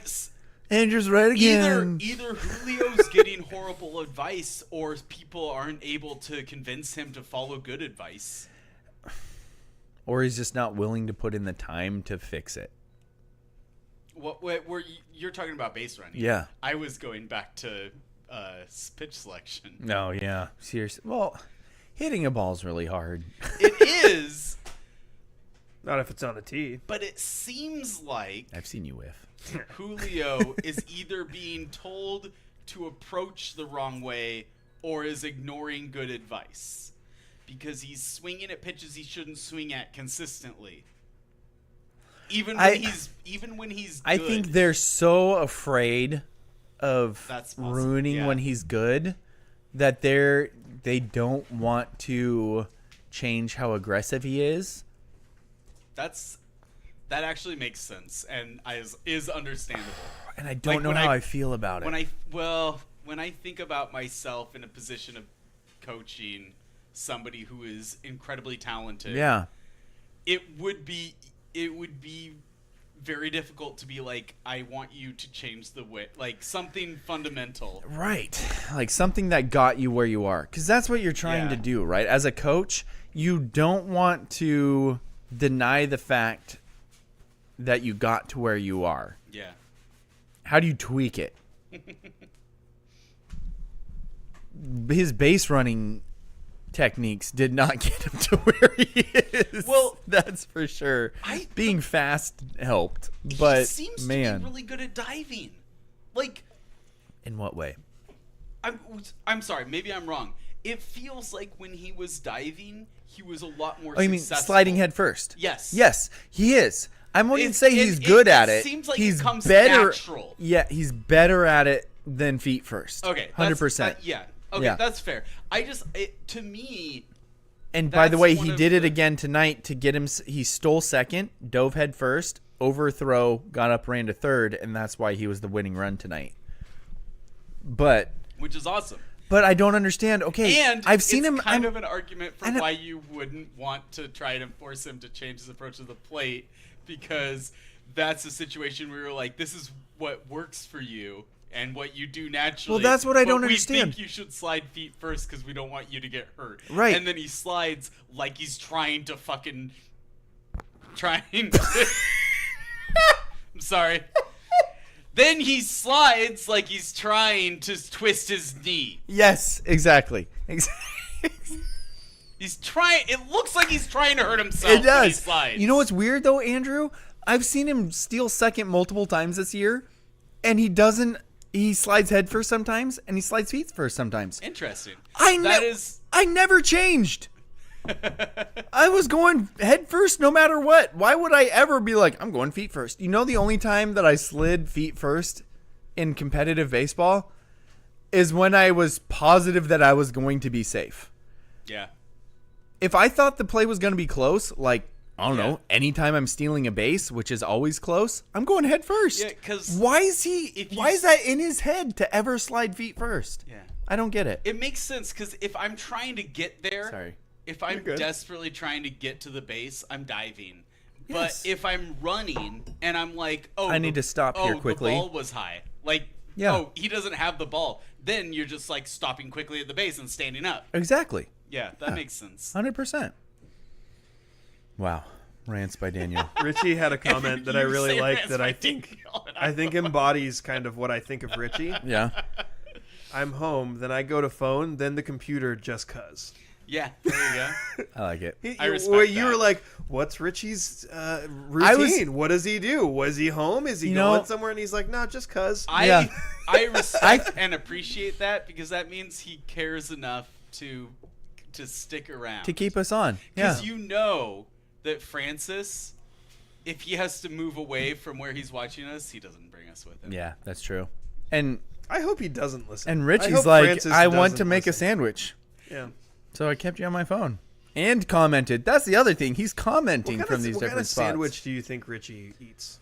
What's a fast sandwich? Is he going like PB&J? That or is seems Richie like the more of like a fastest. turkey and cheese kind of a guy? I can make a turkey and cheese faster than a PB&J.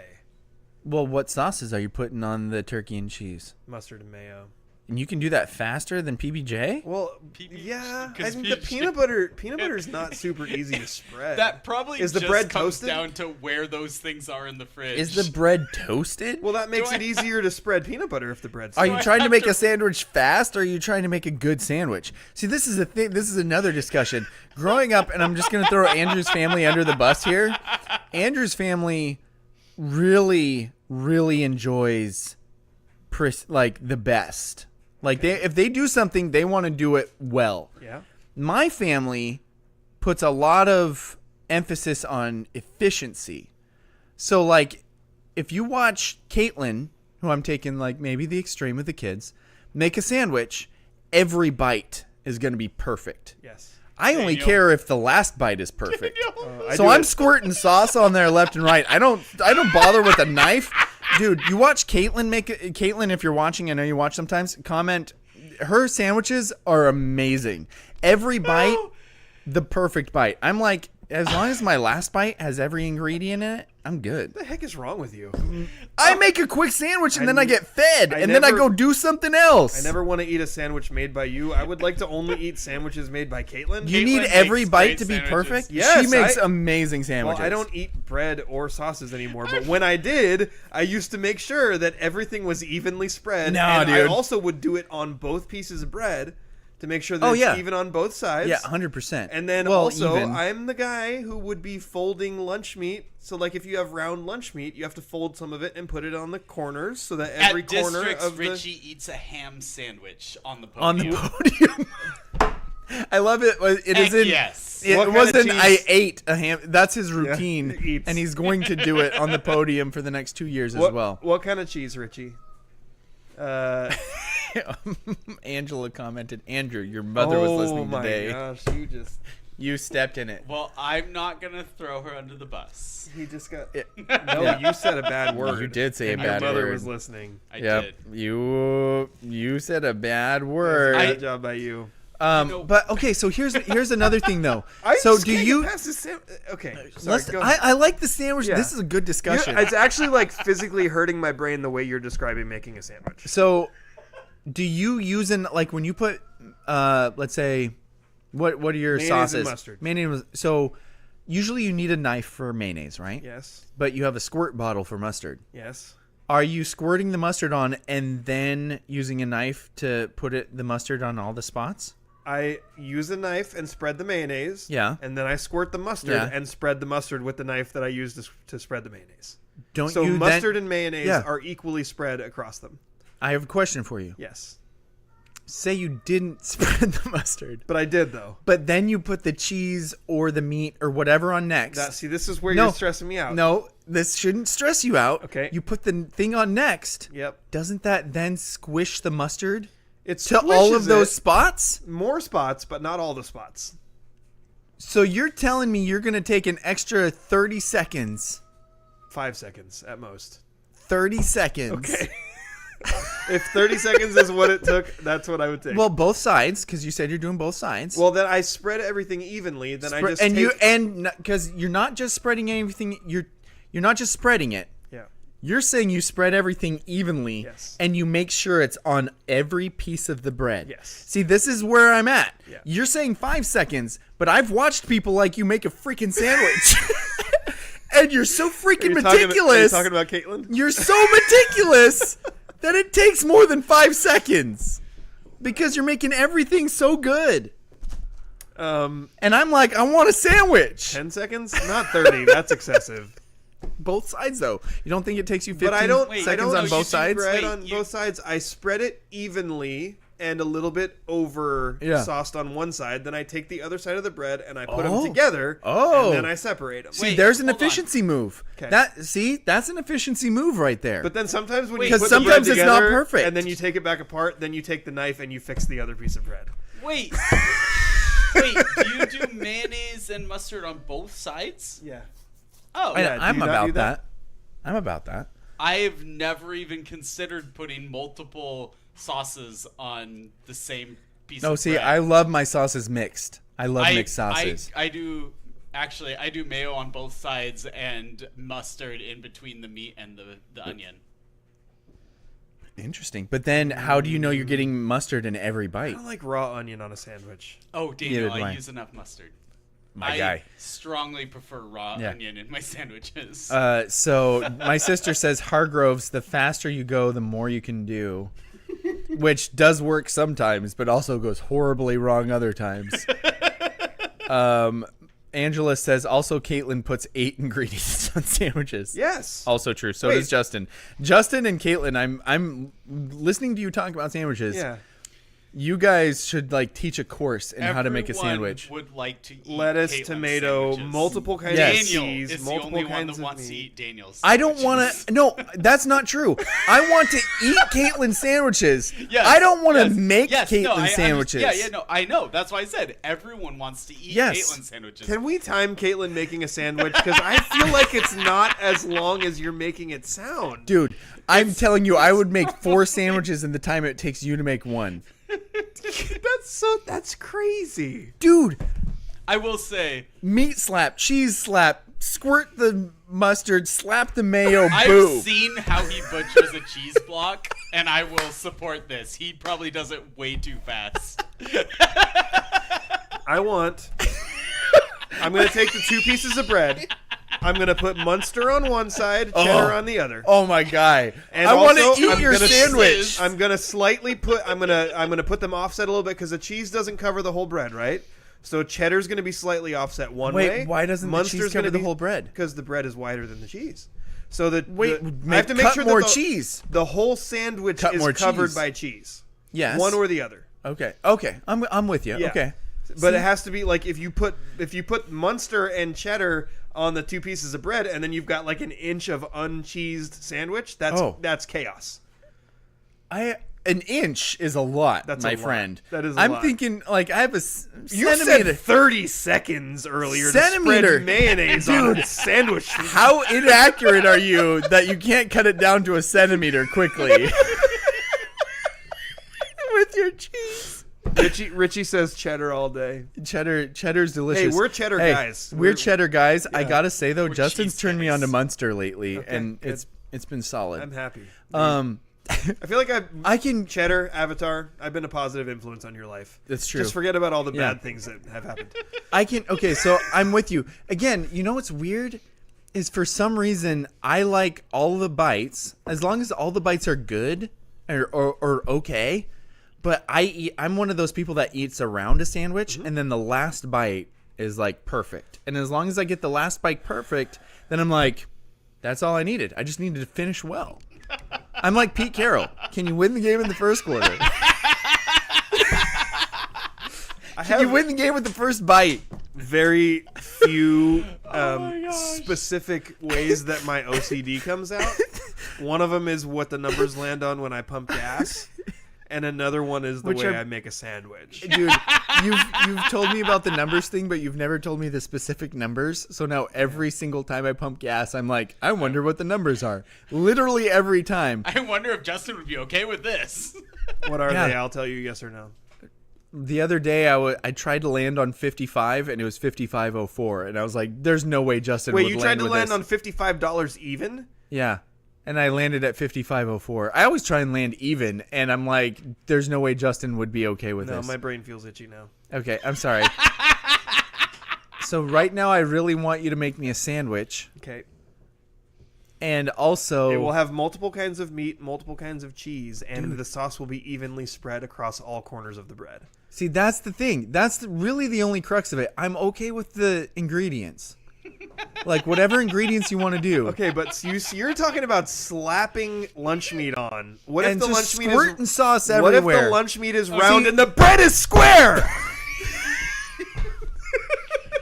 Okay, wait, hold on. What do you The do? meat- the What do you meat- do, Justin? I'm really curious. Because for me, meat- I'm like, well, I guess I'm eating a cheese bite I fold because I meat cut this. The meat has to hang out all sides of the sandwich. Oh! There is no acceptable sandwich that the meat does not hang out every side. Thank you. I'm. You take the lunch meat that's round, you put one in the middle. Dude, you guys are gonna hate You me. fold the round lunch meats and you Yes. put them on the outside. You Dude. fold them and you put them on the top and the bottom, and then you put another one in the middle. So everything is covered with Okay. not just one layer, but Yeah. multiple layers of meat. Dude, you guys are so on par. I realize I'm the minority here, so I'm gonna read a couple comments. Okay. So let's see. My sister says it's all going in your mouth and getting squished around anyway. Yes. Courtney agrees Yeah. that Daniel's sandwiches are horrifying. Yes. I was getting there. I was getting there. So then Richie says, as long as he gets to eat the sandwich. He's okay with how long it takes. That's Exactly. good Yep. call. Angela says her sandwiches were a bit Spartan when the kids were growing up. Understandable. You had 5 kids. That's true. Caitlin goes into gourmet mode, 100%.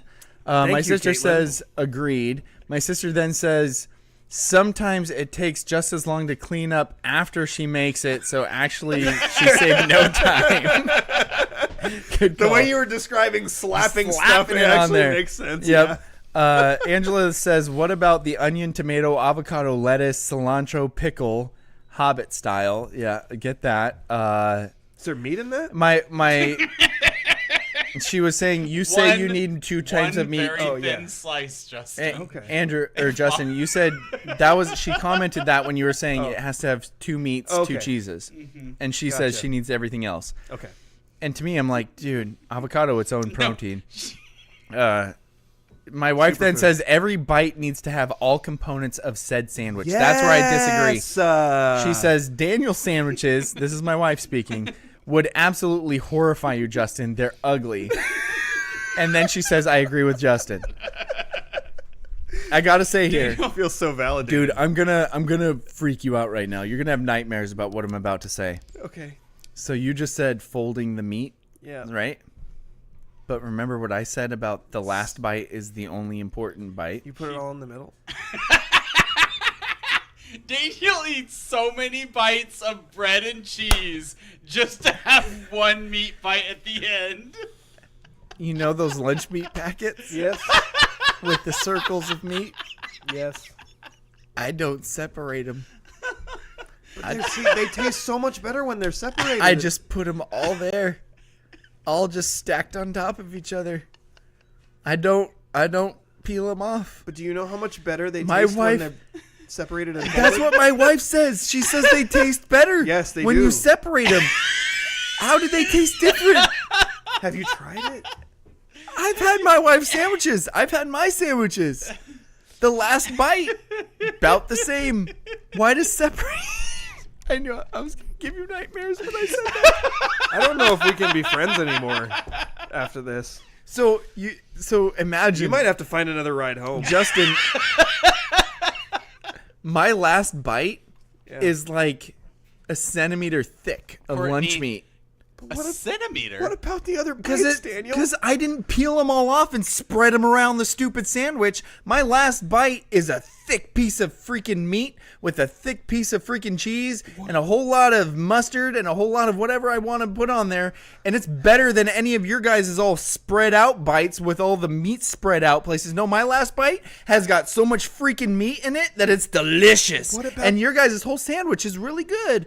But my last bite Daniel is doesn't so realize much that better you than can your have guys' a bite. whole sandwich of last bite. No, because you guys are separating it and you guys are peeling your meats into layers of like 1 or 2 layers. My last bite is like 5 layers worth of meat. That's better than any of your guys' every bite. I need you to. That's what I'm I saying. need you to tell me that the last time you pumped gas, it was 55-55. The last time I pumped gas, it was 55-55. Thank you. I feel You're better welcome. now. But you're a psychopath. You're a sandwich psychopath. Can you imagine that more? You have no morals or remorse when it comes to sandwiches. Courtney says that the 5 cold, large, hard peanut butter clumps in his PB&Js are also horrifying. You have clumps in your PB&Js? You're letting your peanut butter clump? Courtney, You spread it out. That's Daniel what knives are may for. This be is the walking toasted bread home. thing again. What? Hey, it's not my fault that we have to keep the peanut butter in the fridge. It hardens. It's hard to spread. I'm not waiting for that to loosen up. Toast the bread. That takes again. How long does it take you to make a sandwich? Make a good sandwich. I'm hungry. oh, so this is interesting. You should make sandwiches when you're not hungry. You should make sandwiches ahead of time. I've got 3 kids, 3 and under. When do you think I'm planning out sandwiches? You have Just 3 ahead. kids. You're making sandwiches constantly. Yeah, you should get good at it. Food prep. Food prep. You think I'm worried about them having the perfect sandwich? You think my son, who's going to deconstruct every piece of said sandwich anyway, I'm worried about spreading the sauce? This is how you raise children that are Caitlin making sandwiches. I'm more concerned that your son is going to try to climb the sandwich. Because when my mom said that the sandwiches were Spartan growing up, I grew up with scraped peanut butter and scraped jam. Which means that she put it on the bread and then scraped it off and put it back in the jar. Yes. So, I was an adult before I had sandwiches that didn't taste like bread. Well, at least bread's good. Daniel, I love you. I'm just saying, and being friends is going with to be you, a sandwich maestro. Being friends with you rarely stresses me out. This is potentially in the top 5 of most times you've ever stressed me out over the course of our friendship. Like, what the heck is wrong with you? There's like a deficiency in your brain that prohibits you from making a good gosh darn sandwich. It's a deficiency of efficiency. But it's not a deficiency of efficiency. It's efficiency that causes the deficiency. You have a lot of great strengths. You suck at this. My sister says, I'd eat your sandwich, Daniel. Let's start the Chaos Deli. You ever have you ever watched Modern Family? Have you ever watched Modern Family? Just clips. So they realize in Modern Family that the Pritchett's have issues that no one else has. Is that me? Hargroves. Your sister is agreeing with you. Yeah. I feel like the Hargroves have a sandwich issue. I mean, it does seem like that. Possibly. You've admitted to some issues here too, pumping gas. Was Mrs. Hargrove so good at making sandwiches that her children just refuse to learn? Because that would be the opposite of the gross family issue. That's a good question. I'll have to think more on that after the show. My wife says, "Yes, Mom, we love you. Also, your sandwiches were bad." By necessity, though, and that's the big difference. Yeah, and then I feel like we could have afforded slightly more peanut butter. Dude, Richie just said I'm the director of sandwiches. The director of bad sandwiches.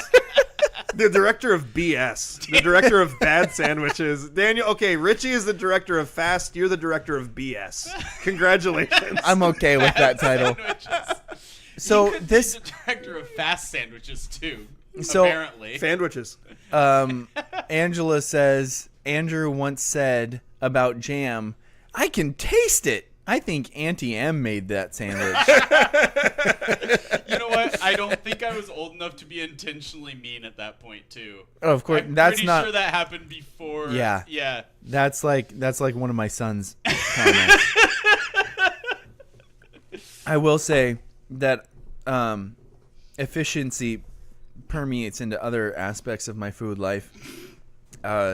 My favorite snack meal is slicing cheese and putting it in a tortilla and rolling the tortilla and putting that in the microwave.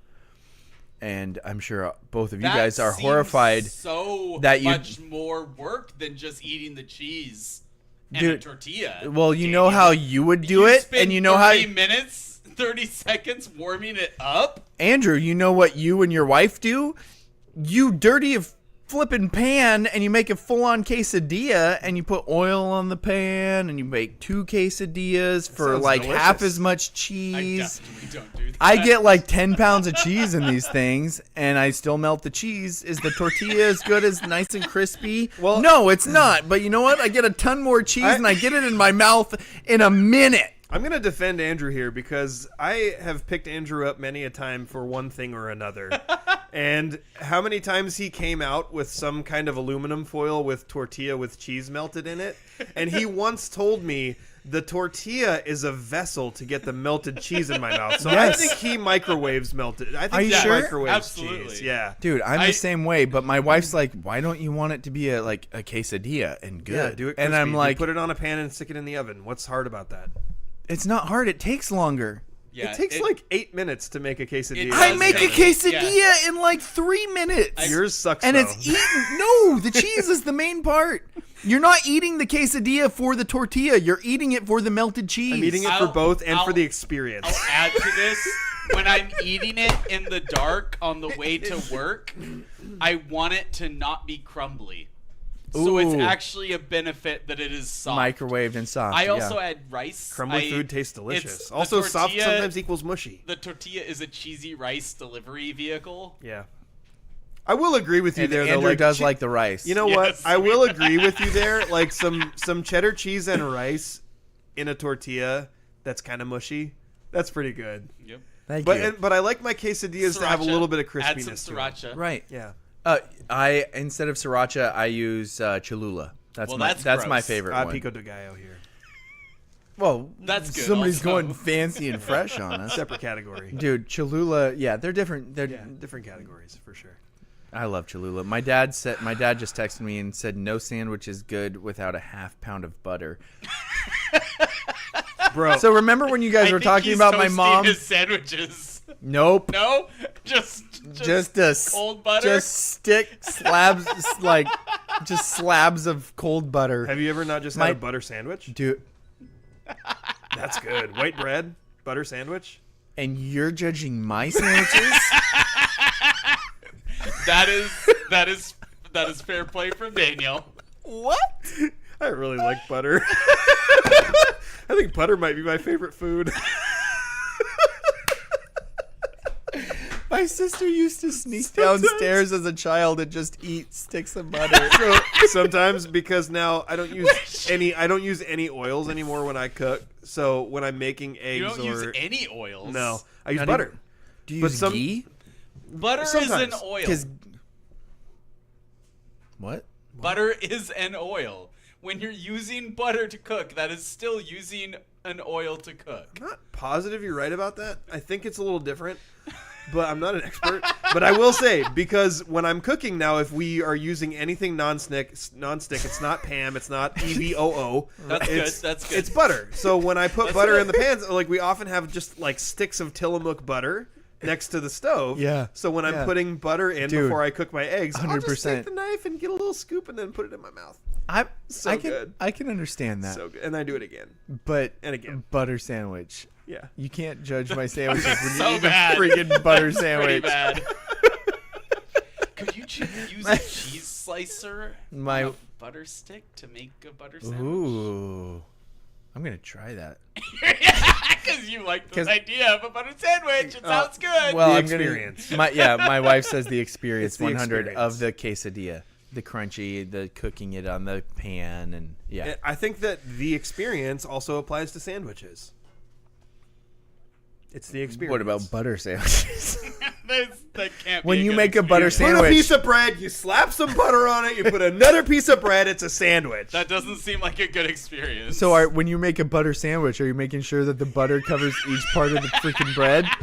I've said freaking No, a I'm lot. just using the bread as a vessel to get the Better butter than in my me. mouth.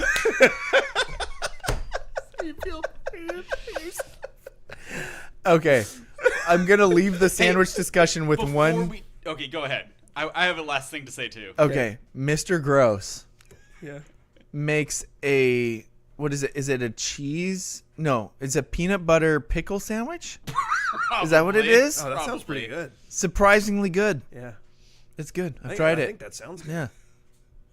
Anyway, what was your last I point, was Andrew? gonna say you guys were talking about sandwich meat, and you were talking about like the deli slice sandwich meat, and I just want everyone to know that you can get pork loin at Winco in Olympia for like $1.88 a pound, and if you put it in the oven at like 300 degrees for 45 minutes or so, you can slice it and have real meat on your sandwich. Oh. I hate Winco. Dude, Smells there's- like dirty hippies in there. There's a brand new one in Chehalis, though. I wonder if it doesn't smell there like is. hippies Lewis yet. County? Oh, gross.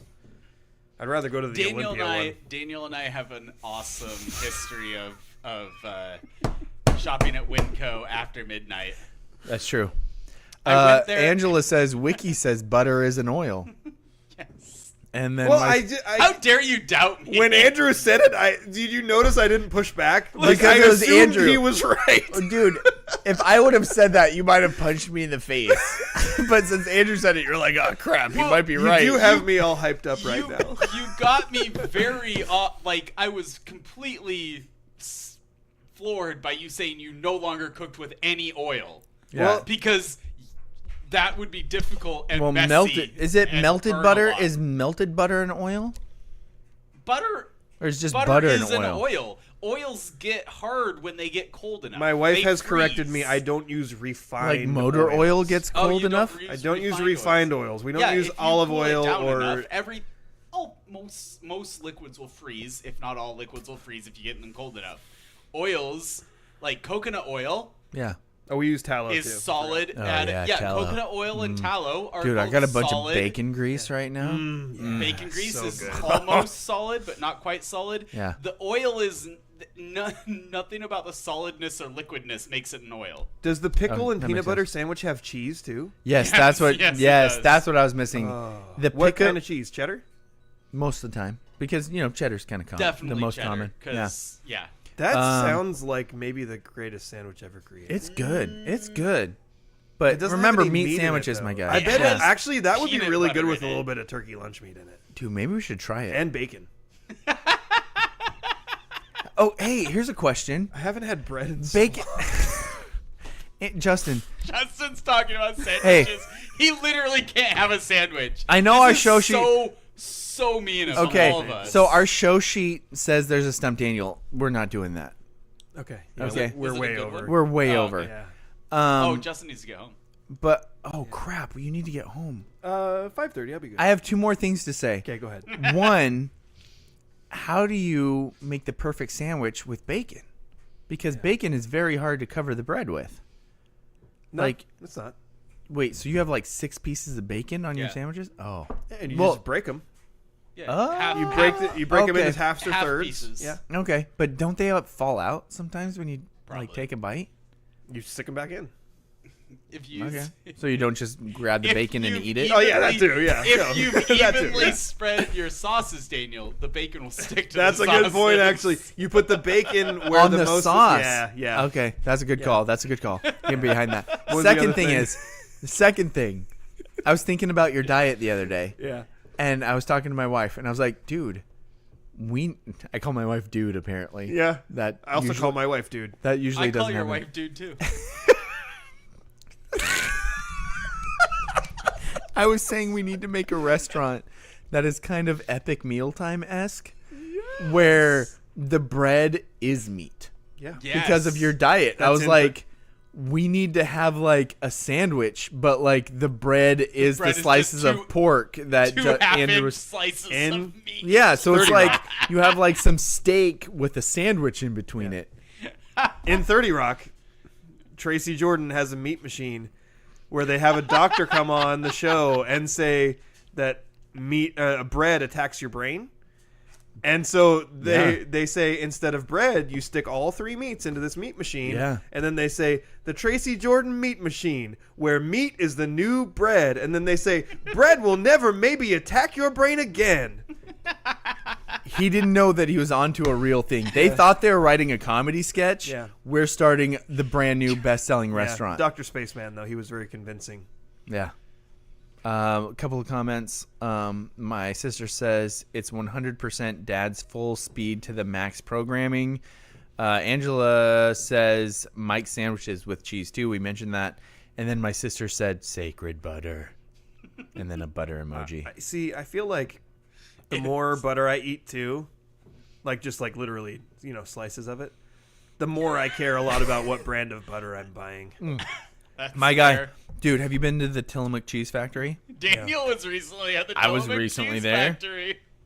They gave us special cheeses because we paid for the tour. Nice. The tour, basically, they just read the signs Oh. and threw in some cheese jokes. But But you then got they gave cheese. you the fancy cheese tasting plate where they were like, the aroma of this cheese is hazelnut and stuff. And I was like, I don't care what's the taste of this cheese.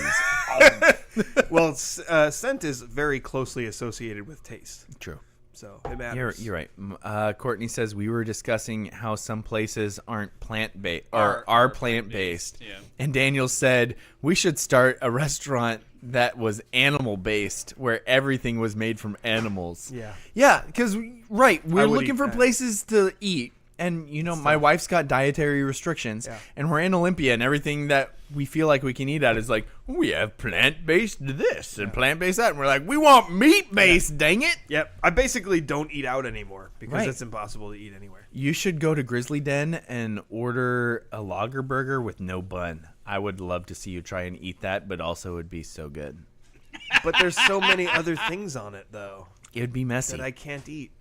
Oh. The bacon, the What other ham, things can't you eat? the hamburger, the pickles. Can you not you have not have pickles? No lettuce? pickles. No veggies, no fruits. You can't have pickles? You can't have... Hannah makes us pickled yummy stuff. You can't have pickled yummy stuff? I mean, I could. Sometimes I do.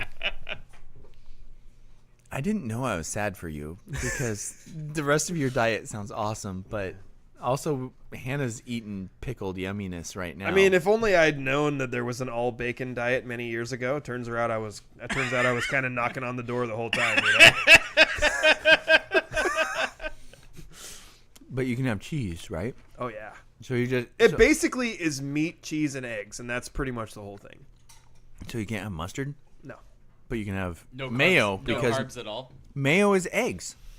Mayo has other stuff in it. Wait, I hold bet on. you could It- make we can mayo make you some without Yeah, no. Homemade mayo would be okay. Okay. Yeah. Yeah. I Yeah. was gonna say, Justin, mayo is eggs. I've got mayo in the fridge that is oil and egg. Angel's calling me out. That was a King of Queens quote. Which? The all bacon diet. Oh. Turns out I was knocking on the door the whole time. That's a King of Queens. I was gonna say it sounded a little It too was smart reversed. for you. Okay. This is you lashing out because you're a sandwich idiot. I am lashing out. The amount of freakins I've put out there, Yeah. just as The when I yeah. start lashing out, I start using the word freaking. Just throwing that out there. Yeah, the mayo just has to be made without seed oils, and then it's fine. Oh, okay. Rob Burns just checked in and said a new segment, the pickle jar with Justin. Except for Well, he's so not he allowed can't to have pickles. He can't have pickles anymore. Yes, And I'm on the carnivore diet. Yes, Angela asked if he's on the carnivore diet. I Yes, am. he is. Is that He's the one looking where you very have to fit. kill everything that you eat. Yes. I gotta say, And some things I don't eat. my wife did say Justin is looking very trim. She didn't use those words, but she did notice, and I was like, yeah, that new diet's awesome. Yeah, I lost about 40 pounds since the beginning of the year. Holy smokes! I knew you were looking good, but dang, Well, you see me all the time, though. meat is good Yeah, meat is good. and stuff. What is that? There's a something and stuff. It's like anyway. We need I to don't end know. the show. You need to get home. You have We a need to family go. thing. Yeah. And Daniel needs to get on his walk home. Yeah, that's true. Oh, It's going to be a long walk. sorry, Court. It's gonna take a little bit longer than an hour to get So home. that'll probably do it for our show today. So for my co-host, Daniel, the director of BS Hargrove, And my co-host, Justin, the butter sandwich Damashevitz. and our trusty producer, Andrew, the producer of Profanity. Gross. Oh, I'm sorry. This has been The Scrimmage.